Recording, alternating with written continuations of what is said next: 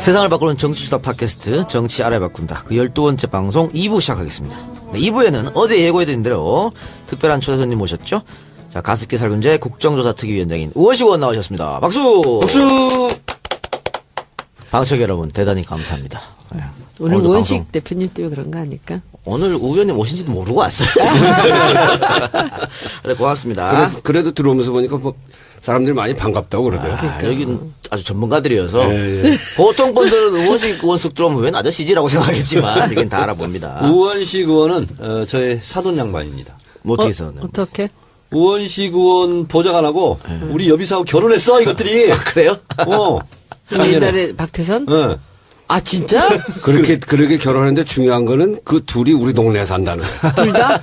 네. 지역구 그쪽에? 둘 다 지금 아, 결혼했는데. 아, 그 보좌관이 여기 보좌관이에요? 예. 그 정청래 의원님 싫어했잖아, 그 결혼을. 아 그렇지 반대했지. 왜 반대했어요? 그치? 아니 내가 너처럼 훌륭한 애가 그때 기동민 하도 광주에 파견해달라고 우리 비서가 너무 똑똑하니까 그래서 내가 보내면서 너는 너무 훌륭하기 때문에 찝쩍대는 남자들이 많을 거다. 외면해라. 그리고 매일 나한테 집에 갈 때 보고해라. 근데 그 보고만 빼놓고 했어. 그거 못 말리죠. 못 말려. 남녀가 눈 맞는 거 어떻게 말려? 아버지의 심정으로 반대를 했지. 근데 딸을 이기는 아버지가 없더라고. 그래서 결국은 결혼식장에 가가지고 우원식 의원, 나, 인재그로 3명이 줄에 없는 상태에서 3명이 줄에 겸 덕담을 한 거야. 축사. 아, 저게 없었어요? 주례가 없는 결혼식이었어요? 그래서 내가 그 축사를 하면서도 나 이 결혼을 반대해왔다. 어떻게 지금도 반대다? 지금 잘 살고 있어요? 잘 살고 있어요. 정청래 의원이 반대하니까 더 잘 살잖아. 아주 고소해 하면서 잘 살더라고. 네, 알겠습니다. 사실 우원식 의원은 지난번에 이제 한번 나오셨었던 것 같은데 그때 반응이 좋지 않았어. 그래요? 예, 너무 재미없다 이렇게 해서 우원식 의원한테 재미를 기대하지 마시고요. 예, 좋은 내용만 기대하시기 바랍니다. 요즘 뭐 어떻게 지내십니까? 요즘 뭐 더워서 저 숨을 헐떡헐떡 쉬면서 이 여름을 지내고 있습니다. 이번 총선에 압도적인 표차로 당선이 되셨어요. 네, 그 국민들한테 정말 고마운 일이죠. 특히 저희 지역 국민들한테. 노원? 을. 저희 지역에 그 사실은 제가 이제 4번 선거를 했는데 그 중에 3번을 지금 저 대구시장으로 가 있는 분하고 했거든요. 권영진. 네. 근데 그 중에 한 번 지고 2번 이겼는데 2번 다 한 2,000표 차이로 이겼어요. 지는 건 한 4,000표 차이로 지고. 이게 아주 박빙의 선거 지역인데 요번에는 23,661표. 엄청나네. 서울에서 야당에서 당선된 사람 중에서는 표 차이가 제일 컸어요. 아, 이번에 1등 했나요, 그럼 서울에서? 네. 국회의원들은 이런 거 다 기억하고 계시더라고요. 내가 그럼 나갔으면 맞습니다. 2등인데. 저 12,000표. 아, 그건 뭐 정청래 의원이 나왔으면 그랬을 가능성이 내가 있어요. 나갔으면 2등이야. 그러면 그 얘기는 정청래 의원보다는 손혜원 선배가 훨씬 득표력이 없다 이런 얘기인가? 이분은요. 저는 안 그게 될 게, 아니고 저는 그냥 누가 뭐라 이분은 그러더라. 3주 만에 와서 된 것만 해도 얼마나 잘한 거예요. 오, 네, 그리고 우 의원께서는 이번에 사실 원내대표 도전하셨잖아요. 네, 그랬었죠. 아, 졌어요. 1차 이겼는데. 졌어요. 예, 거의 다들 예상은 우원식 의원이 될 거라고 예상했는데 어떻게 보면 이변이 일어났는데 당시 뭐 예. 이변이라면 뭐 처음 시작할 때부터 둘이 박빙일 거다 이렇게 그랬습니까? 진짜 맞고요. 막고였어. 그리고 근데 그렇게 만나기도 어려워, 우씨끼리. 아 그러긴 우리 민주당 더민주당 안에 우씨가 둘인데 둘이 원내대표 나가서 그 첫 번째 투표에서는 제가 4표 차이로 이겼고 두 번째 투표에서는 7표 차이로 졌고 그래서 우씨 집안에서는 아주 경사가 났다고 그러더라고. 남은 두 번째 선거에서 떨어져갖고 속상해 죽겠네. 그러니까요. 당시에 그 정청래 의원께서 우상호 대표를 지지했다고. 내가 표도 없는데 뭘 지지해. 아니었어요? 다음번에는 내가 만들어 드릴게. 1년 후에. 그러니까 1년 지난번에 뒤야, 2년 뒤야? 1년. 원내대표 임기가 1년이니까. 1년밖에 안 돼요? 1년밖에 안 돼. 그러니까 다음번에 만들어준다는 거 보니까 정청래 의원이 지난번에는 우상호 그러니까. 원내대표 지지하기 확실하고. 아니, 나는 표가 없다니까. 표가 없어도 그 뒤에서 다 하는 그럼 거예요. 영향력이 있잖아요. 없어. 없어요. 저한테 영향력제로. 우상호 찍으라고 그랬어요. 그래요? 아니, 근데 그런데 본인이. 저는 원식 그렇지. 찍었어요. 손혜원 의원님은 나한테 찍겠다고 그랬거든. 근데 본인이요, 우상호 찍는다고 먼저 얘기했어요, 저한테. 아니에요. 나는 원식 의원님. 나는 찍었어. 믿어. 네. 그럼. 근데 원내대표 한번 해보셨잖아요. 아니 안 안 했어요. 해봤어요? 원내 수석부 대표. 수석 부대표셨구나. 네. 최고위원 한번 하고. 다음번 원내 되시면 수석부대표. 우리 이렇게 중국 같은 데 갈 때 좀 봉투도 좀 주고 그러세요. 힘을 좀 실어주시고 봉투 그거 잘못 주면 큰일 나는데. 안 보이는 데서 쓸 안 보이는 데서. 예. 하여튼 다음번에 원내대표 나가세요. 그리고 사실 저번에 이 얘기 오셨을 때 을지로위원회 때문에 오셨어요. 네, 네. 그러니까 우원식 원하면 가장 생각나는 게 을지로위원회일 텐데 을지로위원회 위원장 하셨던 거죠? 네, 네, 지금도 하고 있습니다. 여러 가지를 했는데 아까 우리 저 일부에서 소개해드렸던 거 네. 가물 오톡택 사건. 네. 그럼 많이들 궁금해하세요. 그러니까 을지로위원회가 더 좀 나섰어야 되는 거 아니냐 이렇게. 하여튼 그런 문제들에 대해서 다 나서야 되는데 사실은 이게 일이 너무 많아가지고 예. 지금 이제 가불 문제는 이제 세 가지 보통 보거든요. 중소기업 문제 보고 또 하나는 자영업 상가임대차보호법 문제를 비롯한 그 600만 자영업 그다음에 비정규직 문제를 주로 다룹니다. 근데 일이 너무 많아서 당의 그 노동위원회하고 이렇게 좀 일을 나눴어요. 회사의 정규직 문제는 노동위원회에서 하고 비정규직 문제는 을지로위원회가 한다 이렇게 나눴는데 실은 이제 가불 오토텍 같은 게 해결이 안 되니까 저희들도 나서서 뛰어야 되는데 네. 일이 많다 보니까 여기는 사실은 정규직 문제거든요. 네. 그래서 그래서 노동위원회가 하는 걸로 이렇게 지금 정리가 돼 있는데 너무 해결이 안 되고 참 답답하죠. 제가요, 국회의원 사용법 책을 썼는데, 을지로위원회를 칭찬하는 대목이 나옵니다. 네. 야, 정청래 의원한테 칭찬받기 어려운데. 네, 어렵죠. 우리는 함부로 칭찬 안 해. 을지로위원회에서 몇 가지 정말 확실하게 내놓은 것들이 있지 않습니까? 네. 그 소개 몇 가지만 좀 해줘 보세요. 큰 사건으로 보면 첫 번째가 뭐 그 을지로위원회 출발할 때 있었던 남양유업 사태.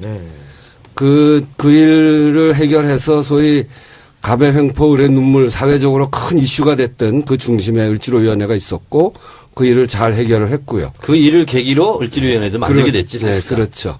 그리고 또 하나는 삼성전자 서비스라고 하는 삼성전자 안에 삼성전자 서비스라고 하는 회사 안에 비정규직이지만 노조가 만들어지는 과정이 있었어요. 그분들이 너무너무 힘이 들어서 을지로위원회 만날 때 한 100명 정도가 와서 저희들한테 하소연을 처음 했는데 한 5분쯤 얘기하다 100명이 다 울더라고요. 그래서 무슨 남자들이 저렇게 우나 그러고서 이야기를 들어봤더니 이 노동 조건이 너무 열악하고 정말 목숨을 내걸고 하고 그래서 노조를 만드는데 노조 탄압이 너무 심하고 그래서 그 일을 함께 했습니다. 그 중간에 두 분이 목숨을 끊고 그리고 한 분이 더 마지막에 목숨을 끊겠다고 유서를 써놓고 갔는데 저희들 그때 이제 마지막 협상하는 과정을 거치면서 그분은 돌아가시지 않고 나중에 돌아왔죠. 그러고 노조를 만들었어요. 그러니까 삼성전자 서비스 안에 삼성전자 그룹 안에 첫 노조가 만들어지는 그런 사건이 있었고. 그리고 을지로위원회 출범 이래 가장 빛나는 성과가 있었잖아요. 홍대 앞 치킨집. 우리 그 정청래 의원이랑 같이 한 거지. 삼통치킨. 삼통치킨. 네. 어떤 거예요? 그건 뭐 소개하시는 게 좋을 것 같아요. 아니, 이제 평소에는 그냥 원식이형 이렇게 하는데, 이 형님이 전화가 왔어. 아무래도 그건 정의원 지역구니까 좀 정의원이 좀 가봐야 되겠다고 하는데 뭐냐면, 삼통치킨이라고 네. 이제 건물 주고 나가라고 한 거예요. 그래서 이제 못 나가겠다 버티면서 이제 싸움이 벌어진 거야. 막 사람도 다치고 막 이렇게. 근데 내가 마침 건물주를 잘 아는 분이에요. 그래서 제가 객관적으로 양쪽을 중재를 한 거야. 그래서 그 치킨집에서 요구하는 것을 대체로 맞춰서 건물주를 설득을 해서 이렇게 이제 마지막에는 해피엔딩으로 끝났죠. 그러니까 을들이 사실 어디 가서 하소연할 데가 없는데 하소연할 데가 없어요. 이 더민주 국회의원한테 이야기하고 그걸 들어주고 우리 을지로위원회 여러 가지 유형의 사건들이 있는데 소위 갑을 문제가 그중에 제일 풀기가 어려운 게 상가임대차보호법 관련된 거예요. 그러니까 세입자 문제, 상가 세입자 문제. 여기는 법 자체가 상가 세입자들한테 너무 불리하게 돼 있어요. 네. 그리고 보통 그렇게 가다 보면 소송이 붙어서 소송에서 되게 다 져요. 다 지지. 네. 여기도 졌어요. 네. 그때 삼통치킨도 졌고. 졌어. 진 상태에서 그 다음에 이제 을지로위원회 오는 거예요.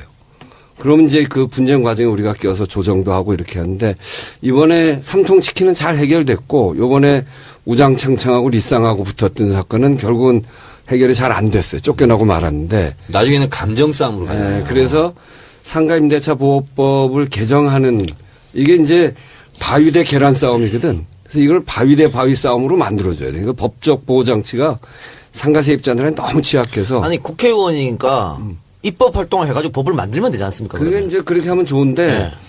저희들이 열심히 노력하죠. 새누리가 반대하나요? 새누리당이 뭐 엄청나게 반대하죠. 자, 결국 새누리는 가진 자를 대변하는 집단이다. 이런 것마다 알 수 있겠죠. 그럼요. 네. 손현 의원도 울주로위원회 소속 아니에요? 맞아요. 제가 울주로위원회에 들어간 이유는 제가 살았던 30년의 을 생활 때문에 들어갔어요. 무슨 노를 했어요? 저는 을이지. 계약서에 항상 을이었죠. 그렇지, 그렇지. 계약서 가불관계. 네, 그래서 저는 그 근데 을자를 을이면서 갑질을 많이 했을 것 같은데. 아니야, 그렇지 않아. 큰 소리 치고 안 막. 그랬어. 갑질은 아니고 그냥 큰 소리 치지만 그냥 그걸로 끝이었고, 그러니까 그 을로 살아간다는 걸 전 너무 잘 알아요.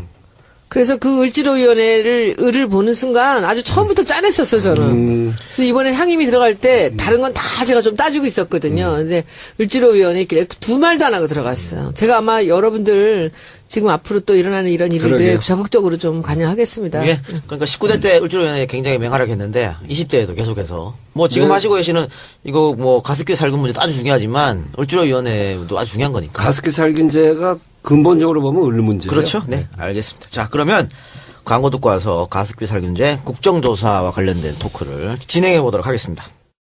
후이즈 팬텀 페스티벌. 이 발음이 맞나? 이번 광고는 공연입니다. 후이즈 팬텀 페스티벌. 야, 정말 다양한 광고가 들어오는군요. 8월 27일 토요일 저녁 7시 30분 서울 용산 전쟁기념관 평화의 광장에서 진행되는 공연입니다. 이 공연의 부제는 신개념 서프라이즈 복면 콘서트로 슈퍼스타 K, 복면가왕, 나는 가수다 등의 프로그램에서 관객들에게 뜨거운 사랑을 받았던 역대급 가왕들이 참여하는데 진짠가? 슈퍼스타 K 출신 장재인 씨, 복면가왕에 출연한 김형중 씨 등이 출연할 예정입니다. 후이즈 팬텀 페스티벌은 가수와 관객 모두가 가면을 쓴 상태로 진행되는데 가수들의 폭발적인 가창력과 함께 처음 만나는 사람과도 거리낌 없이 즐길 수 있는 콘서트입니다. 한여름밤 도심 속의 복면가왕을 만나볼 수 있는 이번 콘서트는 인터파크 티켓에서 예매할 수 있습니다. 문의는 02-556-4044 02-556-4044 네. 의원님도 여기 참여하시지 그래요. 가면 쓰고. 노래하면 하지 왜. 나? 본격적으로. 나가도 돼? 이 얘기하면 오라 그럴 것 같은데. 손혜원 의원님, 지난번에 광화문에서 내 나이가 어때서 어땠어? 괜찮았어. 괜찮았어요? 근데 내가 우리끼리나 칭찬하고 살아야지 어떡하겠습니까? 뇌살적인 댄스도 내가 보여줬잖아. 내세계적인. 뇌살적인. 내세적인. 8월 27일 토요일 저녁 7시 반 서울 용산 전쟁기념관 평화광장에서 진행되는 공연이라고 하니까 관심 있는 분들은 많은 참석 부탁드리겠습니다. 아니 근데 이런 대형 가수들도 나오는데 왜 우리한테 광고하는 거야? 그만큼 효과가 있다는 거죠. 아, 우리가 그만큼 떴나? 그럼요. 아이고. 당연하죠. 예, 그러면 본격적 토크 들어가 보도록 하겠습니다. 자, 이 가습기 살균제 문제는 꽤 오래됐지 않습니까, 사실은? 네, 오래된 정도가 아니고요. 가습기 살균제라는 게 처음 세상에 선을 보인 게 94년이니까요. 네. 그때부터 지금까지 하면 22년이 됐고 2008년부터 이게 본격적으로 사고가 나서 그런 피해를 호소한 걸로 하면 2008년이니까 벌써 10년이 훨씬 지났고 훨씬은 지난 건 아니지. 10년 10년 가까이 됐고 그다음에 2011년 11월 달에 막 문제 제기가 되다가 질병관리본부에서 조사를 해서 가습기 살균제와 이런 질병 간의 인과관계가 분명하다 이렇게 발표를 했단 말이에요. 그러고 나서 벌써 5년 이렇게 된 거죠. 그러니까 네. 처음에는 원인을 몰랐다가 병원에 계속 비슷한 사람들이 오는데 자꾸 사망하는 거고. 네. 그러니까 알고 보니까 이거를 예. 장하나 의원이 19대 국회 장하나 의원이 초반부터 열심히 했죠. 초반부터 계속 문제 제기를 했어요. 근데 저도 잘 몰랐어. 이렇게 심각한지는. 그러니까요. 그렇게 하다가 이제 보니까는 공통점으로 가습기를 쓰고 있다. 그래서 이게 일이 벌어졌는데 그 첫 피해자가 그렇게 한 10여 년 가까우게 나왔는데 왜 지금까지 검찰 조사 제대로 안 됐고 국회는 왜 조용히 했나. 이게 항상 의문점이에요. 국회는 조용하지는 않았고 그러니까 2011년 이후에 여기에 관심을 갖고 있었던 의원들이 여럿 있었죠. 지금 얘기한 대로 장하나 의원이 끈질기게 이 문제를 붙잡고 있었고 뭐 심상정 의원도 있었고 여러 의원들이 그렇게 해서 결의안도 내고 이랬는데 조명이 잘 안 됐어요. 근데 2011년 이후에 그렇게 되다가 2013년에 검찰이 2011년 참 지금 제가 잘 이해가 안 되는데 요번에 이런 것도 좀 잘 밝혀야 되는데요. 2011년에 질병관리본부에서 가습기 살균제와 폐질환 사이에 인과관계가 동물 실험을 통해서 밝혀졌단 말이에요. 네. 그러면 밝혀지니까 가습기 살균제를 못 쓰게 그 회수 조치를 내렸어요. 그럼 수사에 들어가야 되거든. 그 일이 많으니까 이미 고소고발도 많이 됐으니까요. 근데 2013년에 검찰이 수사 들어온 거를 수사하다가 잠정적 기소 중지를 해요. 그래서 수사를 중단시켜요. 이유는 폐질환 판정위원회 심사위원회에서 판정할 때까지 기다리겠다 이런 거예요. 그러니까 동물 실험에서 확실히 인과관계가 밝혀졌는데 그걸 정부가 그동안 이 피해로 그 신청한 사람들 안에 조사를 해서 그 사람이 이 가습기 살균제 피해다 이게 밝혀질 때까지 조사를 안 하겠다고 그러고 그냥 유예를 시켜놨어요. 2014년에 질병관리본부가 1차 발표를 해요. 1차 발표를 하는데 그 폐 손상에 대해서 이거는 관계가 있다라고 발표를 하는데 2014년이면 그러면 잠정적 기소 중지 그 사유가 그렇다면 2014년 질본에서 발표하고 난 이후에 즉각해야 되는데 그때도 또 안 해요. 그러다가 아주 미적 이렇게 하다가 올해 2016년 올해 들어서 팀을 짜가지고 조사를 해서 지금 이렇게 돼 있는 거죠. 그 옥시에 주식 갖고 있는 검사가 있었나? 그래서 지금 이제 우리 국정조사위원회에서 검찰의 이 늑장 수사의 원인을 밝혀야 된다. 그게 이번 문제를 이번 문제의 여러 가지 문제를 해결하는데 굉장히 중요한 부분이다. 이렇게 이야기를 하면서 검찰을 포함시키려고 하는데 새누리당이 반대를 해서 참. 아직 그걸 포함을 못 시키고 있어요. 그러니까 국정조사를 하겠다는 것은 새누리당에서 반대하지 않는 거 아니에요. 그렇죠. 그래서 이제 국정조사 하기로 한 거잖아요. 네, 합의해서. 네, 네. 근데 합의가 안 된 게 이제 검찰 들여다보겠다 그걸 안 해주겠다는 거죠. 네, 그렇습니다. 뭐 어떻게 이거는 그냥 흘러가는 겁니까? 아직 이제 시간이 꽤 있어요. 이제 한 달을 했거든요. 한 달을 했는데 국민들의 관심이 한참 뭐 식어 있는 것 같아 보입니다만 이게 워낙 광범위한 피해가 있고 가습기 살균제 쓴 사람들이 굉장히 많기 때문에 이 국정조사 해가는 과정 하나가 굉장히 뜨거운 관심 속에 있더라고요. 저도 동네 가보니까 동네 우원식 사람들이 의원님이 대중정치인으로 거듭날 수 있는. 왜냐하면 이거는 굉장히 센 이슈예요. 무슨 정치 이슈도 아니지만 워낙 국민들에게 많은 지금 관심을 앞으로 받게 될 거야. 이거 특위 활동을 하게 되면. 특위 활동 기간은 얼마나 돼요? 10월 4일까지인데 3개월 잡았고 그래서 이게 당장 검찰을 국정조사 대상으로 넣을 거냐 말 거냐라고 막 싸움하다 보면 정쟁같이 보여져서 파행이 생기고 이럴 것 같아서 일단 좀 밀어놨어요. 네, 알겠습니다. 그럼 원천적으로 좀 궁금한 거. 네. 사실 가습기 살균제 문제가 특히 심한 게 가습기를 쓰는 집안이 거의 아기 있는 집에서 많이 쓰거든요. 아기. 그래서 이제 피해자들이 영유아가 아기 상당히 있고, 많았잖아요. 환자 있고. 예. 그래서 우리 국민들이 이거에 분노한 건데 이 작가 집은 써 안 써? 우리는 이 사건 이후로 안 쓰죠. 그전에 썼어요? 안 썼죠. 그전에는 애가 가습기도 안 없었어. 써요? 아, 그전에 애가 없었나? 가습기도 안 써요, 그럼? 안 써요. 지금은 안 써. 그냥 공기청정기만 쓰고 있어. 우리 집도 가습기를 좀 쓰다가 안 써요. 가습기가 나쁜 건 아니잖아요. 아니 근데 왜 대한민국에만 이렇게 사망 사건이 발생했느냐 하는 거거든요. 그러면 외국에서는 살균제를 쓰지 않는 건지 아니면 쓰는데 독성 물질이 들어가 있지 않은 건지. 살균제는 다 독성 물질이에요. 네.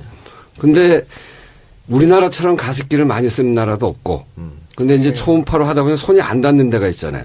그런 데는 이제 무슨 세균 같은 게 생길 수 있기 때문에 그걸 닦아줘야 되는데 그 닦는 방식에 있어서 미국 같은 데는 그렇게 하더라고요. 이 살균제를 넣어가지고 거기서 닦아가지고 이걸 버리고 그리고 나서 물을 채워서 쓰는 거거든요. 그러니까 쓰는 방식에 대한 고지가 굉장히 잘못된 거예요.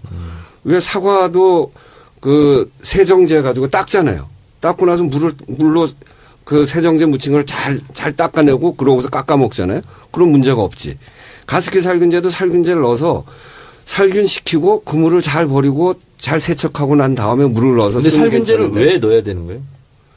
이게 그 손이 가습기는 닦아도 손이 안 닿는 부분이 있어요. 그래서 저 안에는 손이 안 닿기 때문에 거기에서 청소용으로 예, 균이 이게 있을 거라고 그 생각하는 거지. 세균이 생기고 그러고 이게 증기로 이렇게 나오기 때문에 세균이 증기에 포함돼서 나온다고 보통 보여지기 때문에 그걸 닦고 싶어 하죠. 근데 손이 안 그러니까 닿으니까 소비자들은 살균제를. 그걸 모르잖아요. 그 살균제 쓰면 당연히 더 좋아지겠지라는 생각으로 살균제 쓴 거지. 아니, 정부가 그 살균제에다가 제대로 조사도 안 하고 그러니까. KC 마크를 붙여주고 그러니까 살균제 성분을 세밀하게 조사해야 되겠구만.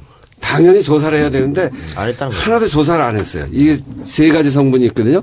CMIT, MIT. 이거는 SK 케미칼이 만든 애경, 이마트 이런 데서 만든 거고 PHMG라는 물질이 있어요. 그거는 옥시,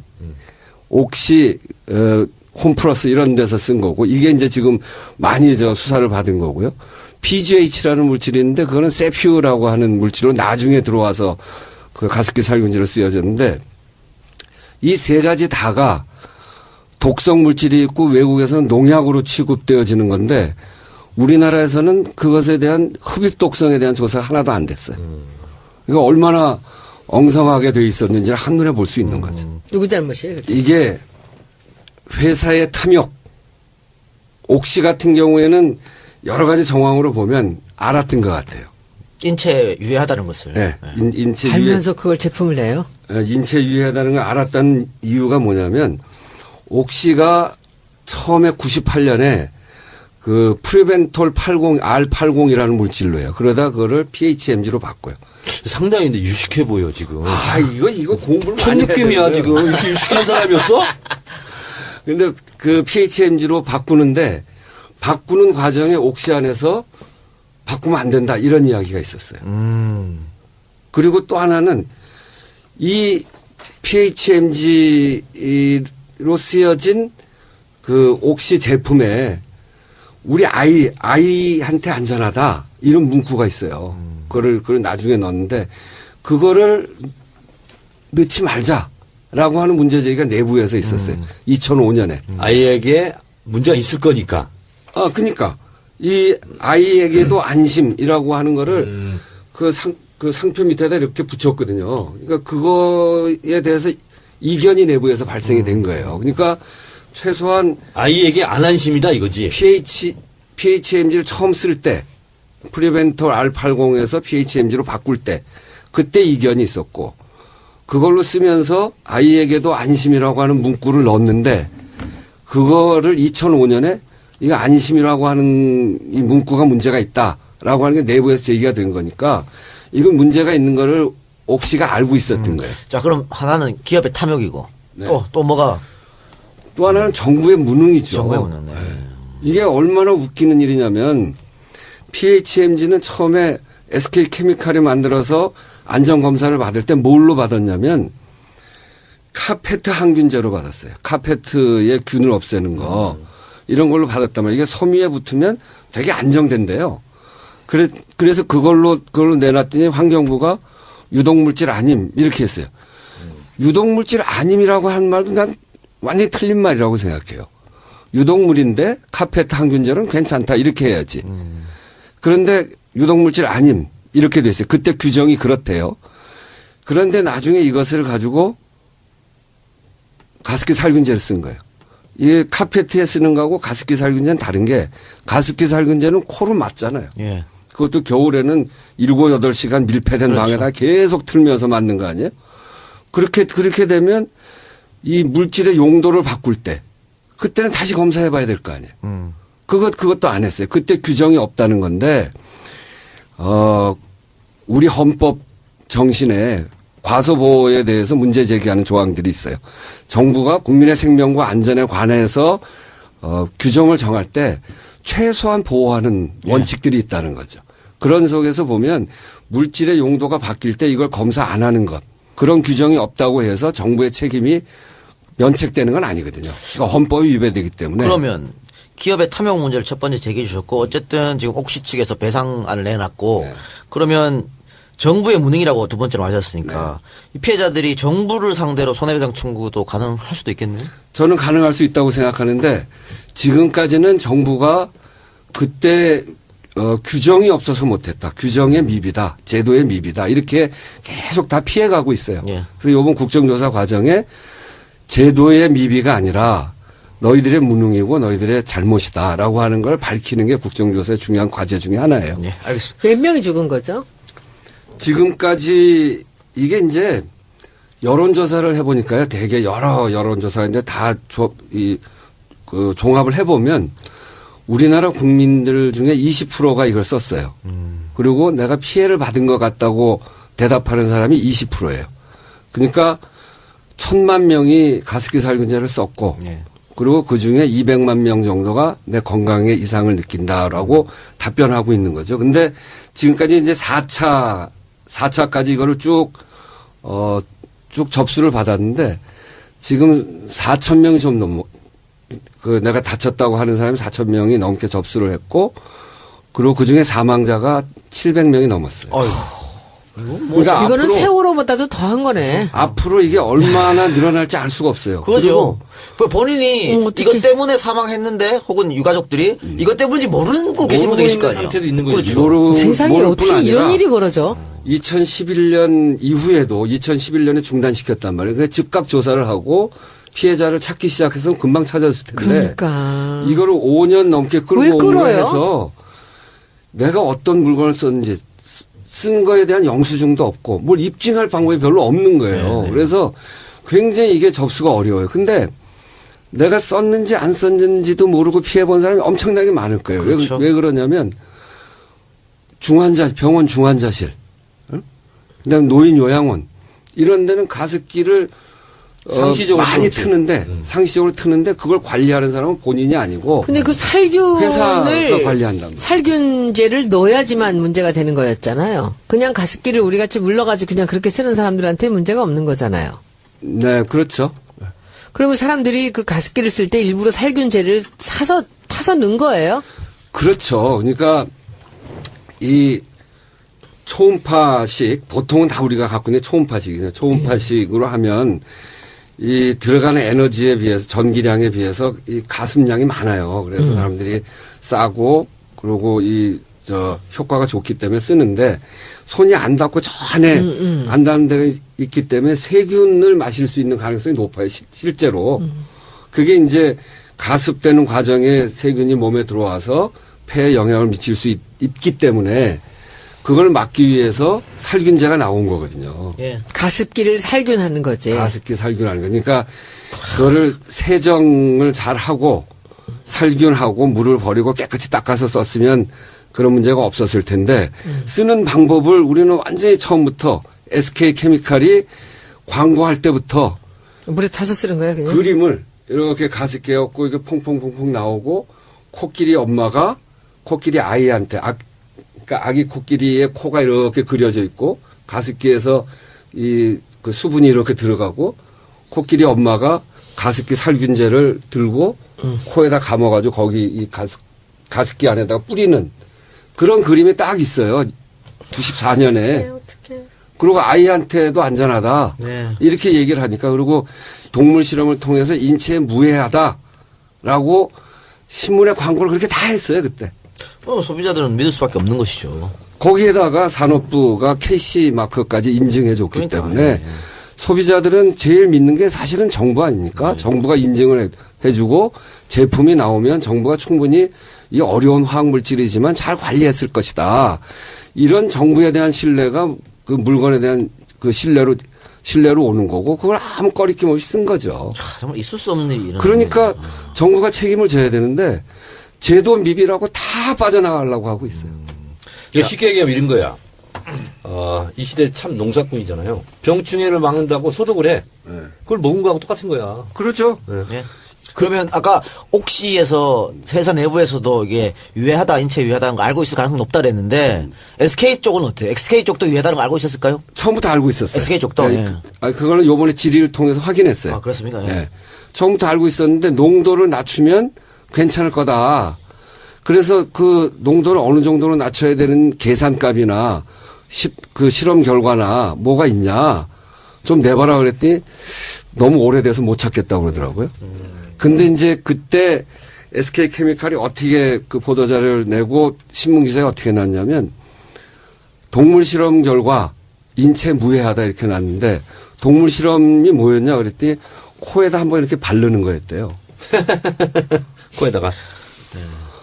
그런데 결국은 그거하고 사고가 났단 말이에요. 그러면 자기네들이 안전값을 잘못 계산했든지 아니면 소비자가 오용이나 남용을 했더니 두 가지 중에 하나일 거 아니에요. 오용 남용을 탓하려면 그 제품에다가 하루에 뭐 몇 시간 이상은 사용하지 마시오. 그리고 뭐 1시간 쓰고 창문을 열어서 환기하시오. 이런 것들이라도 최소한 있어야 되는데 그것도 아무것도 없었어요. 그러니까 소비자 탓할 게 하나도 없고 SK케미칼이 이게 독성이 있는 줄 알면서도 잘못 그 계산된 값에 의해서 이렇게 사고가 났는데 지금까지도 그 피해를 인정하지 않아요. 자, 기업의 탐욕에 대해서 계속 이야기하고 있는데 또 하나의 탐욕. 또 하나 여기에 그 김앤장 쪽에서 보고서 은폐에 관여했다는 이야기는 또 나오는데 네. 그건 또 어떤 소리입니까? KCL이라는 그 연구소가 있어요. 한국건설환경안전연구원이라고 하는 KCL. 그걸 이제 민간 연구원인데 정부가 KC마크, 산업부가 KC마크 인증받을 때 거기에다 의뢰해서 하는 정부. KC 마크라는 게 뭐예요? 그걸 이제 제품에 붙이는 안전 표시예요. 그러니까 정부에서 보증한다, 안전하다. 네, 그렇죠. 안심하고 사서 써라. 네. 이거죠. 그거를 실험해 주는 기관이니까 정부의 정부 사업의 역무 대행을 하는 사업이에요. 그런 기관이에요. 거기에서 2011년 11월 달에 질병관리본부가 처음으로 동물 실험을 했더니 그 동물에서 이제 이 간에 문제가 생기고 뭐 폐에 문제가 생겨가지고 이제 인과관계가 드러났단 말이에요. 그러니까 옥시가 당황을 하고 여러 군데다 맡겨요. 그러니까 서울대도 맡기고 뭐 여기저기 맡기다가 KCL에도 맡겨요. 맡기는데 그 실험이 1차 실험, 2차 실험, 3차 실험 세 가지를 하게 되는데 처음에 급성 독성 실험을 하고 그다음에 아급성 독성 실험 그다음에 아만성 독성 실험 이렇게 해서 첫 번째 거는 하루 하는 거예요. 고농도에 넣어가지고 두 번째 거는 4주를 하는 겁니다. 그리고 세 번째는 90일을 하는 거예요. 차근차근 하는데 첫 번째 실험에서 쥐를 가지고 했는데 쥐가 대부분 죽었어요. 그러니까 두 번째 실험에 들어갔단 말이에요. 이게 두 번째, 세 번째 가면 거의 우리 사람들이 쓰는 조건에 맞춰서 90일 하는 거니까 두 번째 실험하는데도 결과가 크게 문제가 생겼어요. 여기에는 폐뿐 아니라 간에서도 문제가 생기고 비강, 코에서도 문제가 생기고 그렇게 돼서 실험 결과가 나왔는데 옥시가 그걸 안 가져가요. 수령을 거부해. 네. 그러고서 그 실험 결과 보고서가 거기에서 그냥 사장돼 버렸어요. 이걸 은폐로 보는 거죠. 그거를 전달한 사람이 김앤장의 변호사예요.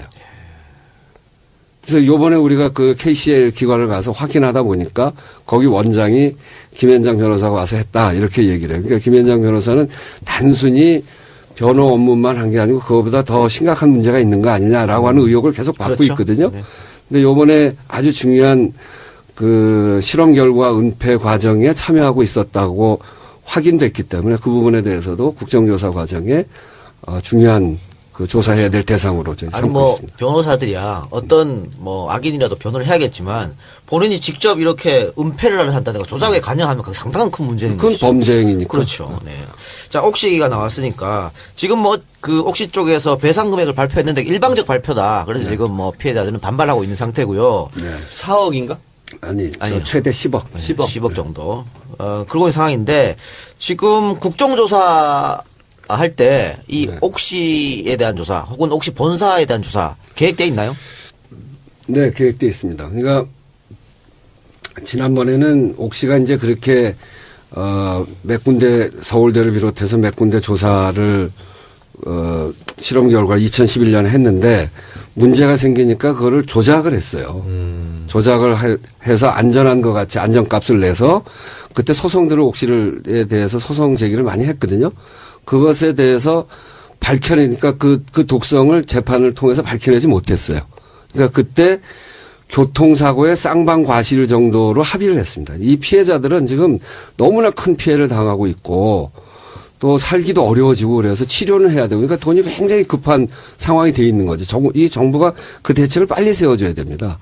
그런 어려움을 이용해서 옥시가 아주 이 교통사고 쌍방과실 정도로 했다니까 얼마나 이건 나쁜 일이에요. 예. 그렇게 하다 요번에 이제 최대 10억까지 발표를 했는데 그 배상책으로 보면 조금 진전된 건 사실이에요. 네. 근데 그것이 우리가 잘못했다라고 하는 게 전제잖아요. 네. 그럼 잘못했으면 뭘 잘못했고 이거 정말 대한민국 국민들한테 죄송하다. 우리 이러한 잘못을 했다. 이렇게 밝히면서 해야 되는데 우리가 지난번에 한번 현장 조사하느라고 옥시를 갔었거든요. 가서 물어보니까 재판 중이어서 뭐 이야기할 수 없다. 자료를 내놓을 수 없다. 잘 기억이 안 난다. 모르겠다. 그때 실무자로 있지 못해서 알지 못한다. 이렇게 계속 대답을 하더라고요. 그러니까 그 얘기는 뭐냐면 돈은 줄 텐데 우리 밝히진 못하겠다. 이런 거 아니에요? 그러니까 그거는 정말 사과하는 게 아니죠. 그래서 이 피해자들도 그것에 대해서 이제 화가 많이 나 계시고 그리고 앞으로 그러면 그거를 보상금이라고 얘기하고 있어요? 배상금이라고 얘기하고 있어요? 지금 이제 보상금이라고 하죠. 그렇지. 그러니까 배- 지금 배상으로 바꿔야죠. 피해자들 일부 피해자분들께서 또 혹시 본사에 가서 항의하시기도 하고 했지 않습니까? 네. 근데 지금 10억을 최대 10억 얘기했는데 만약 이게 대한민국이 아니고 미국 같은 나라에서 일어났으면 옥시 쪽에서 10억 얘기할 수 있었을까?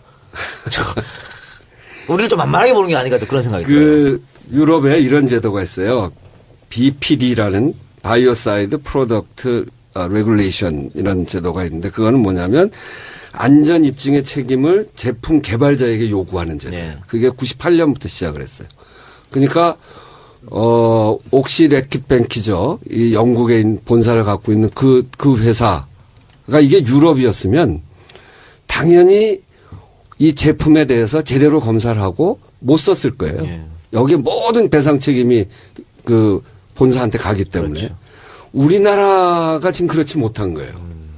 이게 무슨 징벌적 손해배상 제도도 없고 이런 제도 지금 확립돼 있지 않기 때문에 그래서 이거는 자기들도 그렇게 이야기를 해요. 지난번에 가서 물어보니까 로컬 스탠다드는 글로벌 스탠다드에 따른다 이렇게 이야기는 하는데 그러면 옥시를 레킷뱅키저가 인수하는 과정에 가습기 살균제가 이미 있었는데 그 조사를 했어야 되거든요. 근데 조사를 누락했다는 거예요. 그럼 책임져야지 책임져야 돼.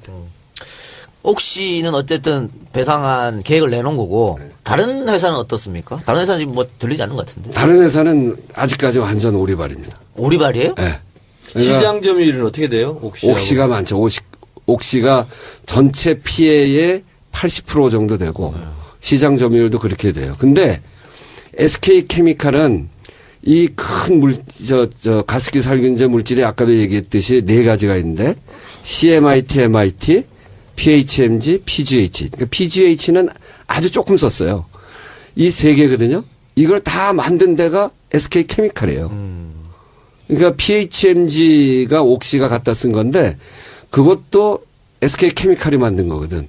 그러니까 어떻게 보면 SK 케미칼이 옥시가 PHMG를 갖다 쓰고 있는 걸 몰랐다. 그건 말이 안 되지. 그것도 우리가 이제 규명할 건데 그건 말이 안 되지. PHMG가 흡입 독성이 있었다는 게 처음부터 SK 케미칼이 알고 있는 거예요. 근데 옥시가 갖다 썼는데 SK 케미칼이 몰랐다. 그러니까 자기들은 몰랐다고 그래요. 그건, 그건 자기들 제품이 어디에서 그 판매되고 있는지 네, 그러니까 모른다는 게 그건 말이 이제 안 이해가 안 되는 일이기 때문에 그것도 이제 조사 대상이고 저는 뭐 분명히 밝혀질 거라고 봅니다. 예. 그리고 자기들이 쓴 것도 포함되어 있고 그러니까 옥시와 자기들이 만든 걸로 하면 전체 한 98%가 SK 케미칼의 그 물질을 갖다 쓴 거죠. 그러니까 SK 케미칼도 저는 이번 조사 과정을 통해서 그 책임을 분명히 밝혀야 된다고. 국정조사 하실 때 SK케미칼 관계자들 뭐 다 불러서 이제 밝히는 네, 거죠? 지난번 현장 조사도 한번 갔었고요. 아, 현장 조사. 그때 뭐 시끄러웠던데 공개를 하자, 비공개를 하자. 왜 시끄러웠던 거예요?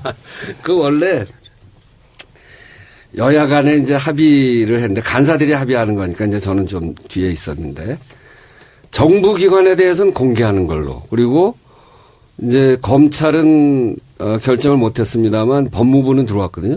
법무부는 이제 조사하고 있는 데랑 연결되어 있기 때문에 법무부하고 회사는 영업비밀과 연결되어 있어서 거기는 비공개로 하자 이렇게 합의를 했어요.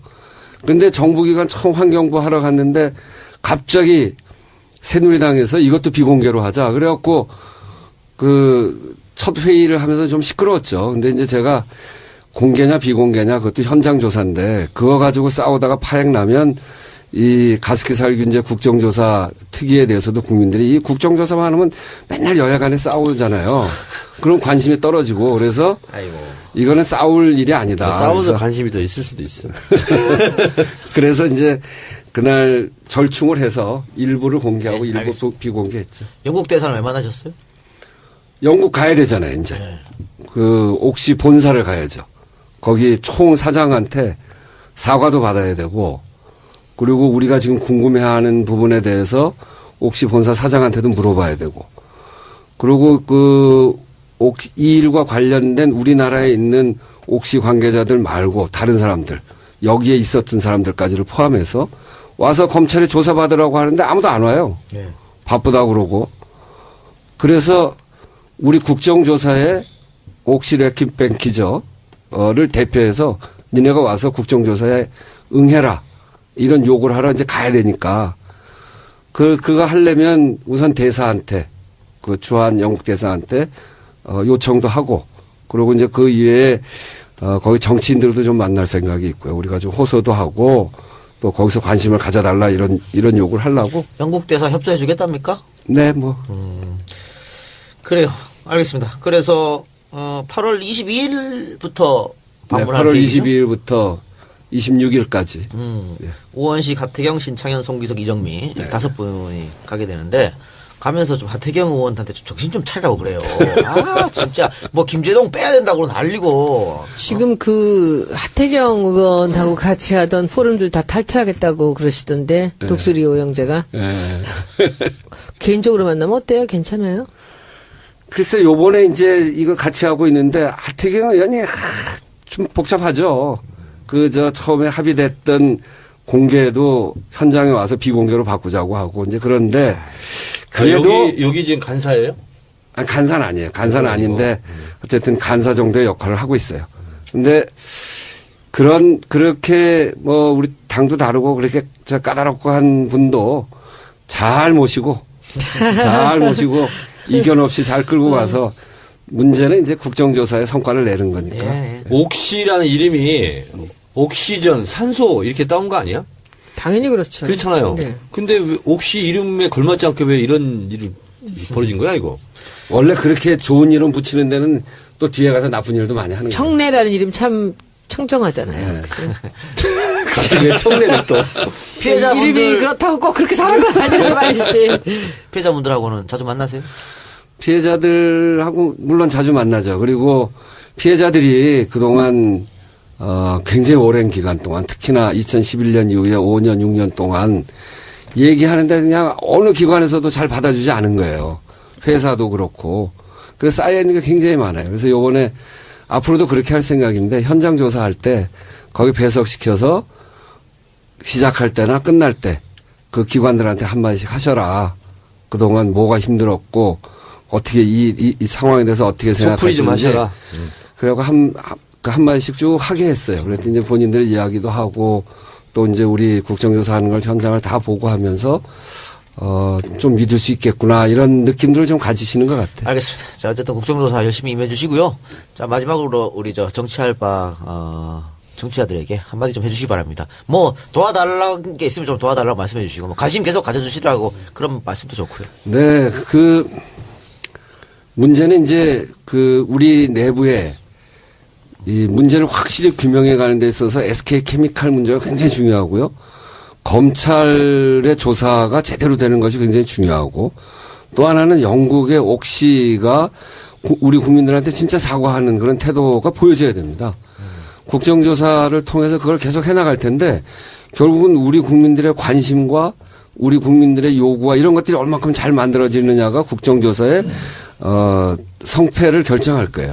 저는 영국 대사관 또는 영국 옥시 본사나 이런 영국의 성공회나 이런 데 우리 많은 지금 듣고 계신 분들이 직접 이메일도 좀 보내고 항의도 하고 네네. 이런 노력들을 함께 해갔으면 좋겠다. 네, 고맙습니다. 이렇게 말씀드립니다. 네, 그러면 광고 듣고 와서 정청래의 키워드 분석 시간 이어가겠습니다.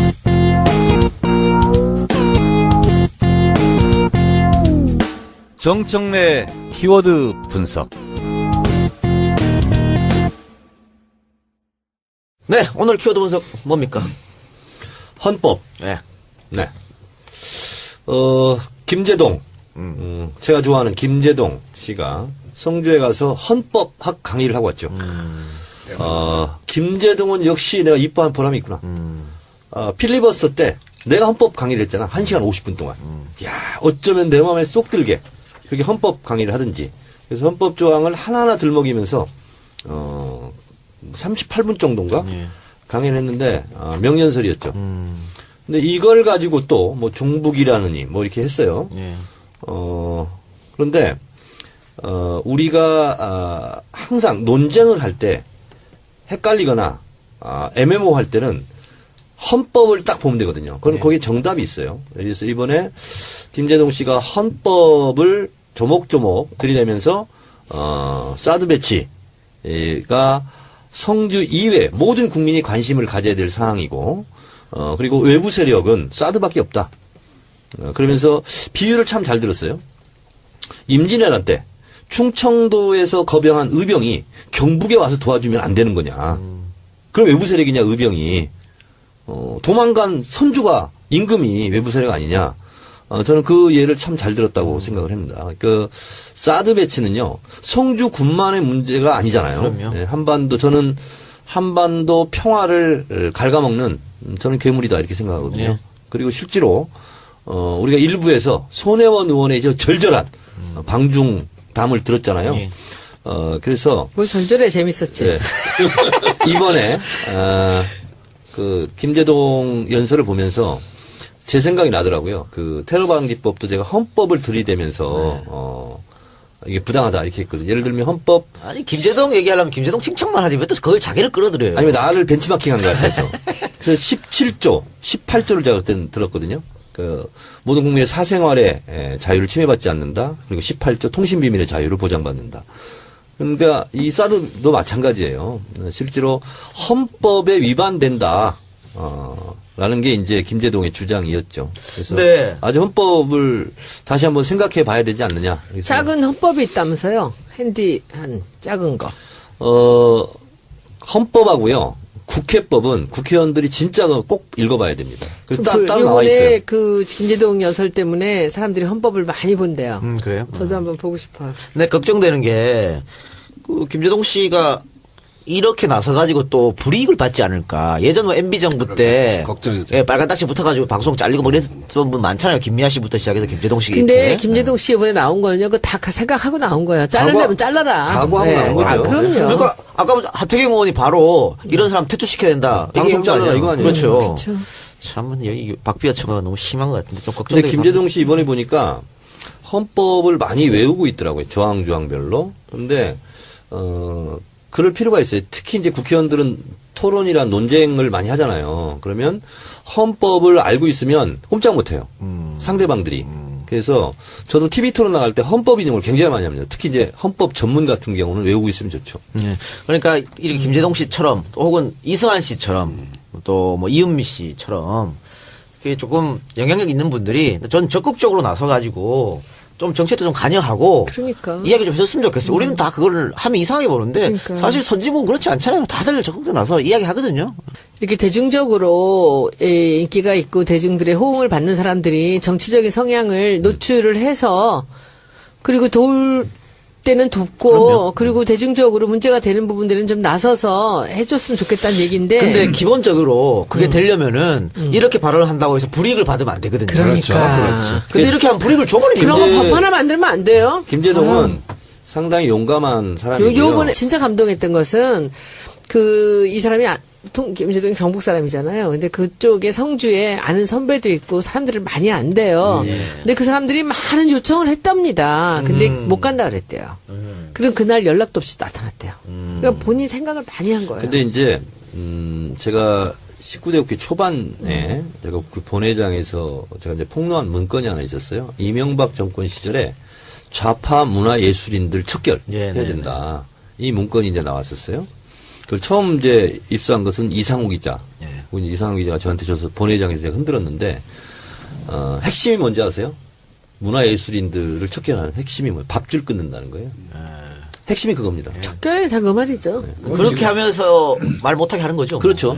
그게 제 목줄을 잡는 게 그렇죠. 최고지. 그러니까 요번에 이재희도 앞서고 그리고 손혜원 정청래도 앞서고 그렇게 해서 김재동을 잘 지키는 게 제일 중요해요. 예, 알겠습니다. 그래야 또 전 앞으로 누가 지키고 그건 의원식이 지키고. 아니, 통장도 넉넉하다면서.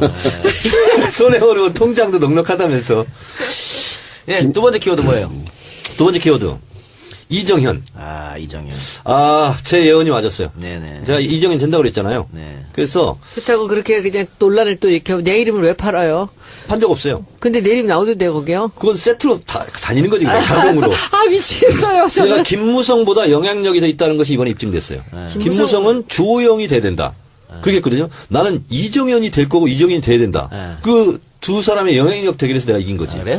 이게 말이 안 되는 얘기인데 좀 이상한데 이게 박 좀. 대통령이 당시 현장에 나타나서 연설하는 거 보고 뭐 이정현 저거 무조건 되겠다. 아니 왜 나타나 대통령이? 이정현 뽑아달라고 나타난 거 그렇죠. 아니에요? 그래서 저는 나타났어요? 박 대통령 나타나서 박근혜 축사했어. 대통령이 축사했지 나와서. 네, 축사를 한다는 얘기를 듣고 내 예언이 맞았구나. 이정이 되는구나. 그리고 최고위원들도 싹쓸이 하겠구나. 네. 그래서 제가 거의 싹쓸이했죠. 딱 보고 긴장감이 싹 있을 때가 7시쯤이었거든요. 발표는 한 7시 반 정도 했고 7시에 딱 내가 예언했잖아요. 이정이 된다 하고 트위터를 먼저 날렸어요. 그리고 기쁜 소식이다. 정권 교체 미랄이 되었으면 좋겠다. 그러니까 이정현 의원이 당선되고 나서 대통령한테 항명하면 안 된다. 뭐 이런 식으로 하고 우병우 지켜야 된다. 대통령에 대드는 것이 정의가 아니다. 그렇죠. 그리고 대통령 말대로 잘 하는 것이 여당 의원의 본연의 의무다. 이런 식으로 얘기하죠. 그쪽 저기 당대표는 임기가 어떻게 돼요? 2년. 2년이죠. 2년 그럼 대선 치르네요. 그렇습니다. 그럼 그 인간하고 대선 싸워야 되네 내가. 그러니까 이제 그냥 뭐 홍보수석도 저 하고 뭐야, 했었잖아. 앞으로 진행 상황을 공보수석이- 봐야죠. 뭐. 어떻게 될지. 근데 제가 예언합니다. 예언도 너무 많이 해. 예언이 다 적중되고 있으니까. 그리고 제가 예언을 하면 그렇게 안 될 것도 방향을 틀어서 그렇게 되니까. 아유 씨. 정권 교체 됩니다. 그래서 이정현이 당선되기를 많이 바랬죠. 야당 그러니까 지지하신 분들이. 특히 정철 의원이 많이 네, 그 제가 응원 많이 했어요. 마인드 컨트롤 해가면서 그냥. 자, 그런데 그럼 이렇게 한번 여쭤볼게요. 지금 광주일보 일면이 뭐였냐면요. 이정현 보수 여당 첫 호남 대표 고위의 꿈 현실로. 이면이 뭐였냐면 호남 한국 정치 중심에서다 이러면서 막 찬사를 보내고 있어. 그래서 호남표가 오히려 저기 새누리로 가는 거 아니야? 이렇게 걱정하시는 분이 있어요. 자, 그거는 반대 현상으로 나타날 겁니다. 네. 왜냐하면 호남에 계신 분들이 이번에 국민의당을 대거 당선시켜놓고 우리가 뭔 짓을 한겨? 이렇게 됐잖아요. 근데 이정현이 뽑혀서 호남에 새누리당 표가 많이 나오면 우리가 두 번 또 이게 그 자존심 상하는 거 아니야? 그래서 오히려 마음속의 준비를 흩어지지 않으려고 더 단단히 할 것이다. 이런 거고요. 그래서 우리가 정권 교체하는데 너는 유리하다. 기쁜 소식이다. 이런 거고. 또 하나는 이정현 캐릭터상 제가 실제로 청와대 가서 박근혜 대통령 만날 때 옆에 배석하고 있는 이정현 당시 수석을 제가 봤어요. 어쩔 줄은 몰라 합니다. 그러니까 눈도 제대로 못 떠요. 무서워서. 그럼요. 그리고 막 앞에서 엄청 이렇게 제스처하면서 웃고 막 이러는 게 선거도 그렇게 했다며. 너무 그렇더라고. 지역구 선거도 그렇게 했대요. 그래서 앞으로 맨투맨으로. 청와대에 맞서는 여당 이기는커녕 거수기 노릇이지 뭐. 그럼 완전 거수기 노릇을 할 거기 때문에 그리고 박근혜 대통령은 사실상 있잖아요. 지금 레임덕이 왔잖아요. 이 상태에서 이정현 당대표는 박근혜 대통령 레임덕 방지용이에요, 지금. 그렇기 때문에 우리가 공격하기가 쉽고 비판하기 쉬운 관역이 새로 또 하나 생겼다. 그럼 또 하나 묻겠습니다. 네. 어제 갑수형이랑 아공이랑 같이 했거든요. 그래서 갑수형이 계속 물어봐. 어떻게 했어? 궁금해가지고. 그걸 나한테 문자만 하면 될 거예요. 이거 선거 결과를 어떻게 되냐고 계속 궁금해서 물어봤는데 형님 이정현이 됐어요 딱 하니까 막 너무 좋아하는 거야. 너무 좋아서 이제 정권 교체도 가능성도 있고 자기가 예언하는데 새누리당이 깨진다 이렇게 말했어요. 거기에 대해서 어떻게 생각하세요? 새누리당이 깨질 것 같아요? 지금 오늘부터 벌써 이제 글쎄 그 얘기가 많이 나와. 둘로 나눠진다고. 오늘부터 이제 기사가 뜨기 시작하는데요. 뭐냐면 이재호의 행보. 요게 또 기사화가 오늘 됐고요. 그 다음에 김무성 어떻게 할 것인가. 정의화. 네, 정의화 이런 거 뜨면서 이우승리. 제가 봤을 때는 제가 만약에 김무성 대표라면 경선에 참여하기 어려울 것 같아요. 새누리당 경선에. 지금 판에서. 왜냐하면 최고위원들도 다 그냥 싹쓸이야. 강석호 의원 빼놓고는. 그렇죠. 그리고 득표율도요. 어마무시한 거야. 네. 이정현 혼자 40%를 했어요. 나머지 원사이드 10% 이상 차이 나게 됐거든요. 이 상태에서는 70%가 친박인데 지금 구조가 김무성 대표가 경선할 수 있겠어요? 제가 봤을 때 이런 고민을 김무성 대표가 할 거라고 나는 봐요. 네네네. 그러면 결국은 뭐냐? 경선에 참여하지 못한다면 결국은 더민주에서 국민의당이 나갔듯이 새누리당도 그런 일이 벌어지지 말라 보였다. 4파전이네 그럼. 그렇게 되면 사자 대결 구도가 될 수도 있는 거죠. 나쁠 거 없죠. 나쁠 거 없죠. 나쁠 거 없죠. 그래서 제가 기쁜 소식이라고 합니다. 알았어요. 그래 너무 들뜨지 맙시다. 좀 네. 지켜보도록 들뜨지 하겠습니다. 않아. 그러면 자 이번에 우원식 의원에게 여쭤볼게요. 이렇게 그러면 새누리당 대표로 이정호 의원이 당선돼서 KBS 보도 개입 사건은 어떻게 묻히는 겁니까? 아니 그걸 묻히면 어떻게 해요? 그러니까. 그 옛날에 보도 지침이 한 시대를 바꾼 거 아닙니까? 네. 보도 지침 사건이라는 게 실은 보도 지침 사건보다도 더 큰 사건이 이정현 의원의 세월호 때 그 언론 개입한 거죠. 특히나 대표가 됐기 때문에 그 문제에 대해서는 좀 더 분명하게 밝히고. 그런데 새누리당이 뭐 야당에서 조사하자 그러면 다 반대할 거 아니에요. 자기 당대표 문제니까. 아, 우리 국민들이 여소야대를 왜 만들어줬습니까? 인원이 더 많은데 뭐 우리가. 여소야대라고 하는 건 그런 거 잘 밝히고 그리고 그동안에 있었던 문제점들을 잘 드러내고 올바른 방향으로 가게 하고 서민들의 삶을 좀 더 살기 좋게 만들어주고 그거 하기 위해서 여소야대 만든 거잖아요. 참 우리 당이요. 되든 안 되든 이정현 이꼴 록치록 이걸로 있잖아요. 계속 공격해야 돼요. 그리고 저쪽에서 받고 안 받고 중요한 게 아니야. 우리는 관역이 생긴 거라니까요. 그러니까 샌드백이 생긴 거야 지금. 그 샌드백은 열심히 쳐야지. 알겠습니다. 어쨌든 그 원내 인사인 정청래 의원이 말하는 것보다 더 신뢰가 갑니다. 원내가 얘기해 주니까. 지금 나 국회의원 아니라고 무시하는 거야? 네. 그래서 나는 지금 제가 계획을 다 세웠어요. 지금까지는 제가 김무성만 케어했거든요. 앞으로는 이정현까지 제가 케어를 해야 되겠다. 그래서 지속적으로 제가 케어라는 건 마크를 한다는 거죠. 그렇죠. 네, 계속 제가 하여튼 다루겠습니다. 아, 좋아 나는. 너무 좋아. 그리고 이정현 의원은 나랑 딱 마주치잖아요. 내 눈을 못 쳐다봐. 알겠습니다. 좋아서? 지난번에 보니까 얼굴 잘 쳐다보던데 뭐. 아니 근데 눈꼬리가 내려가잖아 벌써. 그 새누리 전당대회 이야기 나온 김에 더불어민주당 전당대회 얘기도 한번 해봅시다. 의외의 결과가 나왔다. 컷오프에 대해서. 다들 그렇게 얘기하더라고요. 네, 그렇죠. 네, 어떻게 보세요? 그날 깜짝 놀랐죠. 다 놀랬지 뭐. 네. 다 너무. 송영길 후보가 당연히 컷오프 통과를 해서 그리고 추미애 의원이랑 두 사람이 이제 이렇게 되게 양강 구도를 이렇게 가지 않겠나 이렇게 봤는데 송영길 후보가 떨어졌으니까 이게 도대체 어떻게 된 거야? 깜짝 놀랐죠. 자존심도 많이 상했을 것 같아요. 손흥민. 근데 저는 제가 사실 공개는 안 했는데 다른 방송 가서 얘기했어요.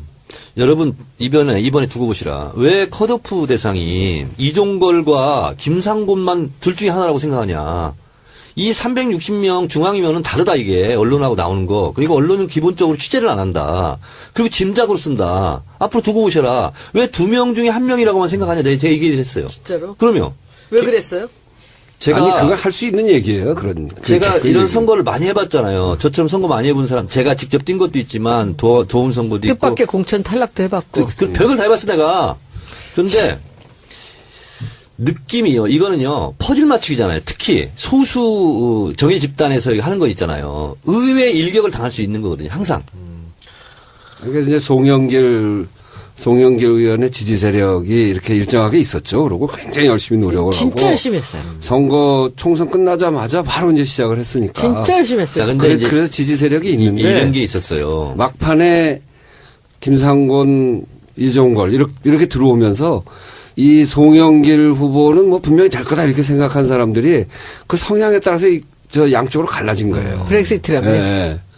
그래서 송영길 후보로서는 예상하지 못한 일이고 이게 이제 얼마 안 되는 사람들이 하는 거이기 때문에 지금 마침 우리 정청래 의원이 얘기한 대로 퍼즐 맞추기를 잘해야 되는데 그래서 그 이변이 생길 가능성은 늘상 있는 겁니다만 요거는 그렇기 때문에 굉장한 이변이죠. 근데 잠깐만요. 그 원식 의원님 지난번 이 당내 선거라는 게 진짜 무섭다라고 네. 얘기들 하는데 지난번에 당내 선거에서 그렇게 억울하게 패하고 나서 그때 기분은 어떠셨어요?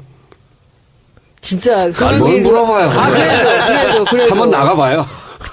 진짜 그 사람이 똑바로 안 보일 것 같아. 기분 나쁘게. 저기 날 찍었나 안 찍었나. 한 7표, 8표 차로 떨어졌어요. 7표. 7표 차. 1차 이겼잖아요. 그날 저녁에 술 한잔 하고 예.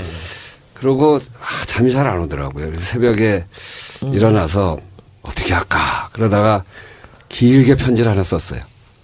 그리고 아침에 한 7시쯤 저 의원들에게 선거했던 사람들한테 싹 보내고 끝냈어요.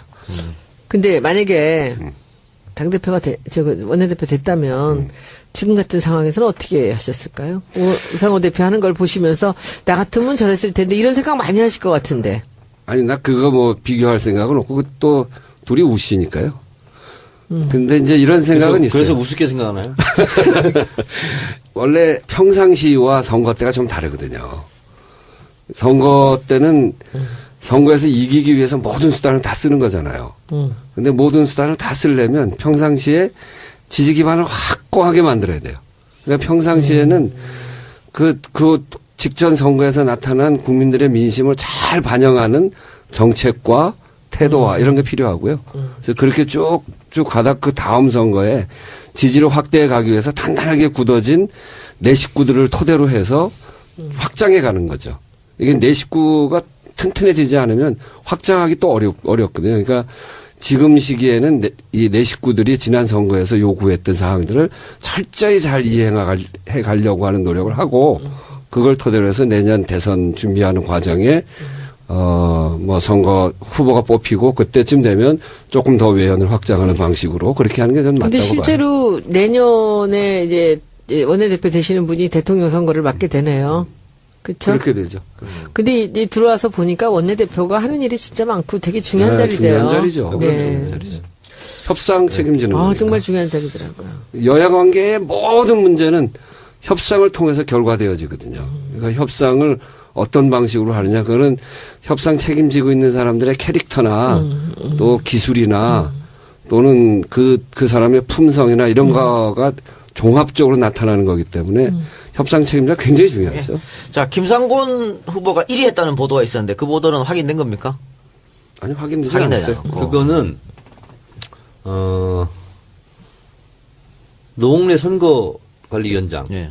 알아요, 당내에서는. 근데 그러니까. 본인은 발설하지 않았다는 거예요. 않았다 이게요? 네. 그렇기 때문에 확인되지 않는 기사다. 이게 이렇게 말하는 게 정확한 거고요. 그리고 이제 각 캠프에서는 아니다, 기다 하는데 그것도 확인할 길이 없는 거예요, 사실은. 근데 채널A에서 왜 그걸 보도했을까? 그러면 그 보도로 인해서 이익 보는 측이 있고 손해 보는 측이 있잖아요. 네. 그렇잖아요. 그럼 채널A가 그걸 보도한 것은 손해가 가는 쪽에 손해 보라고 그 소송하면 안 돼요? 허위사실 유포 근데 아닐까요? 뭐 전당대회 다 끝나고 결과 나오니까 소송을 하더라도. 근데 지금 다른 캠프에서는 밝히려면 다 그 당에서 공식적으로 밝혀라 이런 얘기를 하고 아니 있는데 우리 그럴 계획은 당에서 없죠? 소송해야 되는 일이에요. 그 일은. 근데 이게 이런 일이 있을 때마다 공개하지 않는다는데 꼭 새나가 가지고 이렇게 분란이 일어나는 경우가 많아요. 그러게. 네. 근데 이 새나간 게 거의 보통 진실이에요? 그런 경우도 있고 아닌 경우도 그렇죠. 있고 그래요. 그러니까 지금 뭐라고 말하기 어려운 거예요, 지금. 송영길 후보가 탈락했습니다만 누구 소원을 들어줄 수도 있잖아요. 그건 안 한다잖아요. 안 한다고 했습니까? 네, 알겠습니다. 자, 그러면 정치 알바 12번째 방송 여기서 마치겠습니다. 오늘 스페셜 게스트로 나오시는 네. 우원식 의원님. 방송 어땠습니까? 뭐 재밌네요. 네. 근데 이제 저는 별로 재밌질 않아요. 이렇게 이 사실을 얘기할 때 사실을 진지하게 이야기하는 사람이고. 재미가 있으려면 내 방법을 가지고 미국 가서 잠깐 있어요. 재미. 아이, 그럼 재미 있어. 미치겠어. 근데 있잖아. 저 원식 의원님은 재미는 없어도 목소리가 너무 좋으세요. 그래요? 네. 고맙습니다. 앞으로 자주 노래도 나오세요. 그렇게 잘하신다면서요? 어떻게 알았지? 오늘 방송에서 마치고 네. 저희는 다음 주에 네. 더 재미나고 더 유익한 방송으로 돌아오겠습니다. 자, 오늘 세 분 수고하셨습니다. 네, 감사합니다. 감사합니다. 정의원 지역구니까 좀 정의원이 좀 가봐야 되겠다고 하는데 뭐냐면 삼통치킨이라고 네. 이제 건물 주고 나가라고 한 거예요. 그래서 이제 못 나가겠다 버티면서 이제 싸움이 벌어진 거야. 막 사람도 다치고 막 이렇게. 근데 내가 마침 건물주를 잘 아는 분이에요.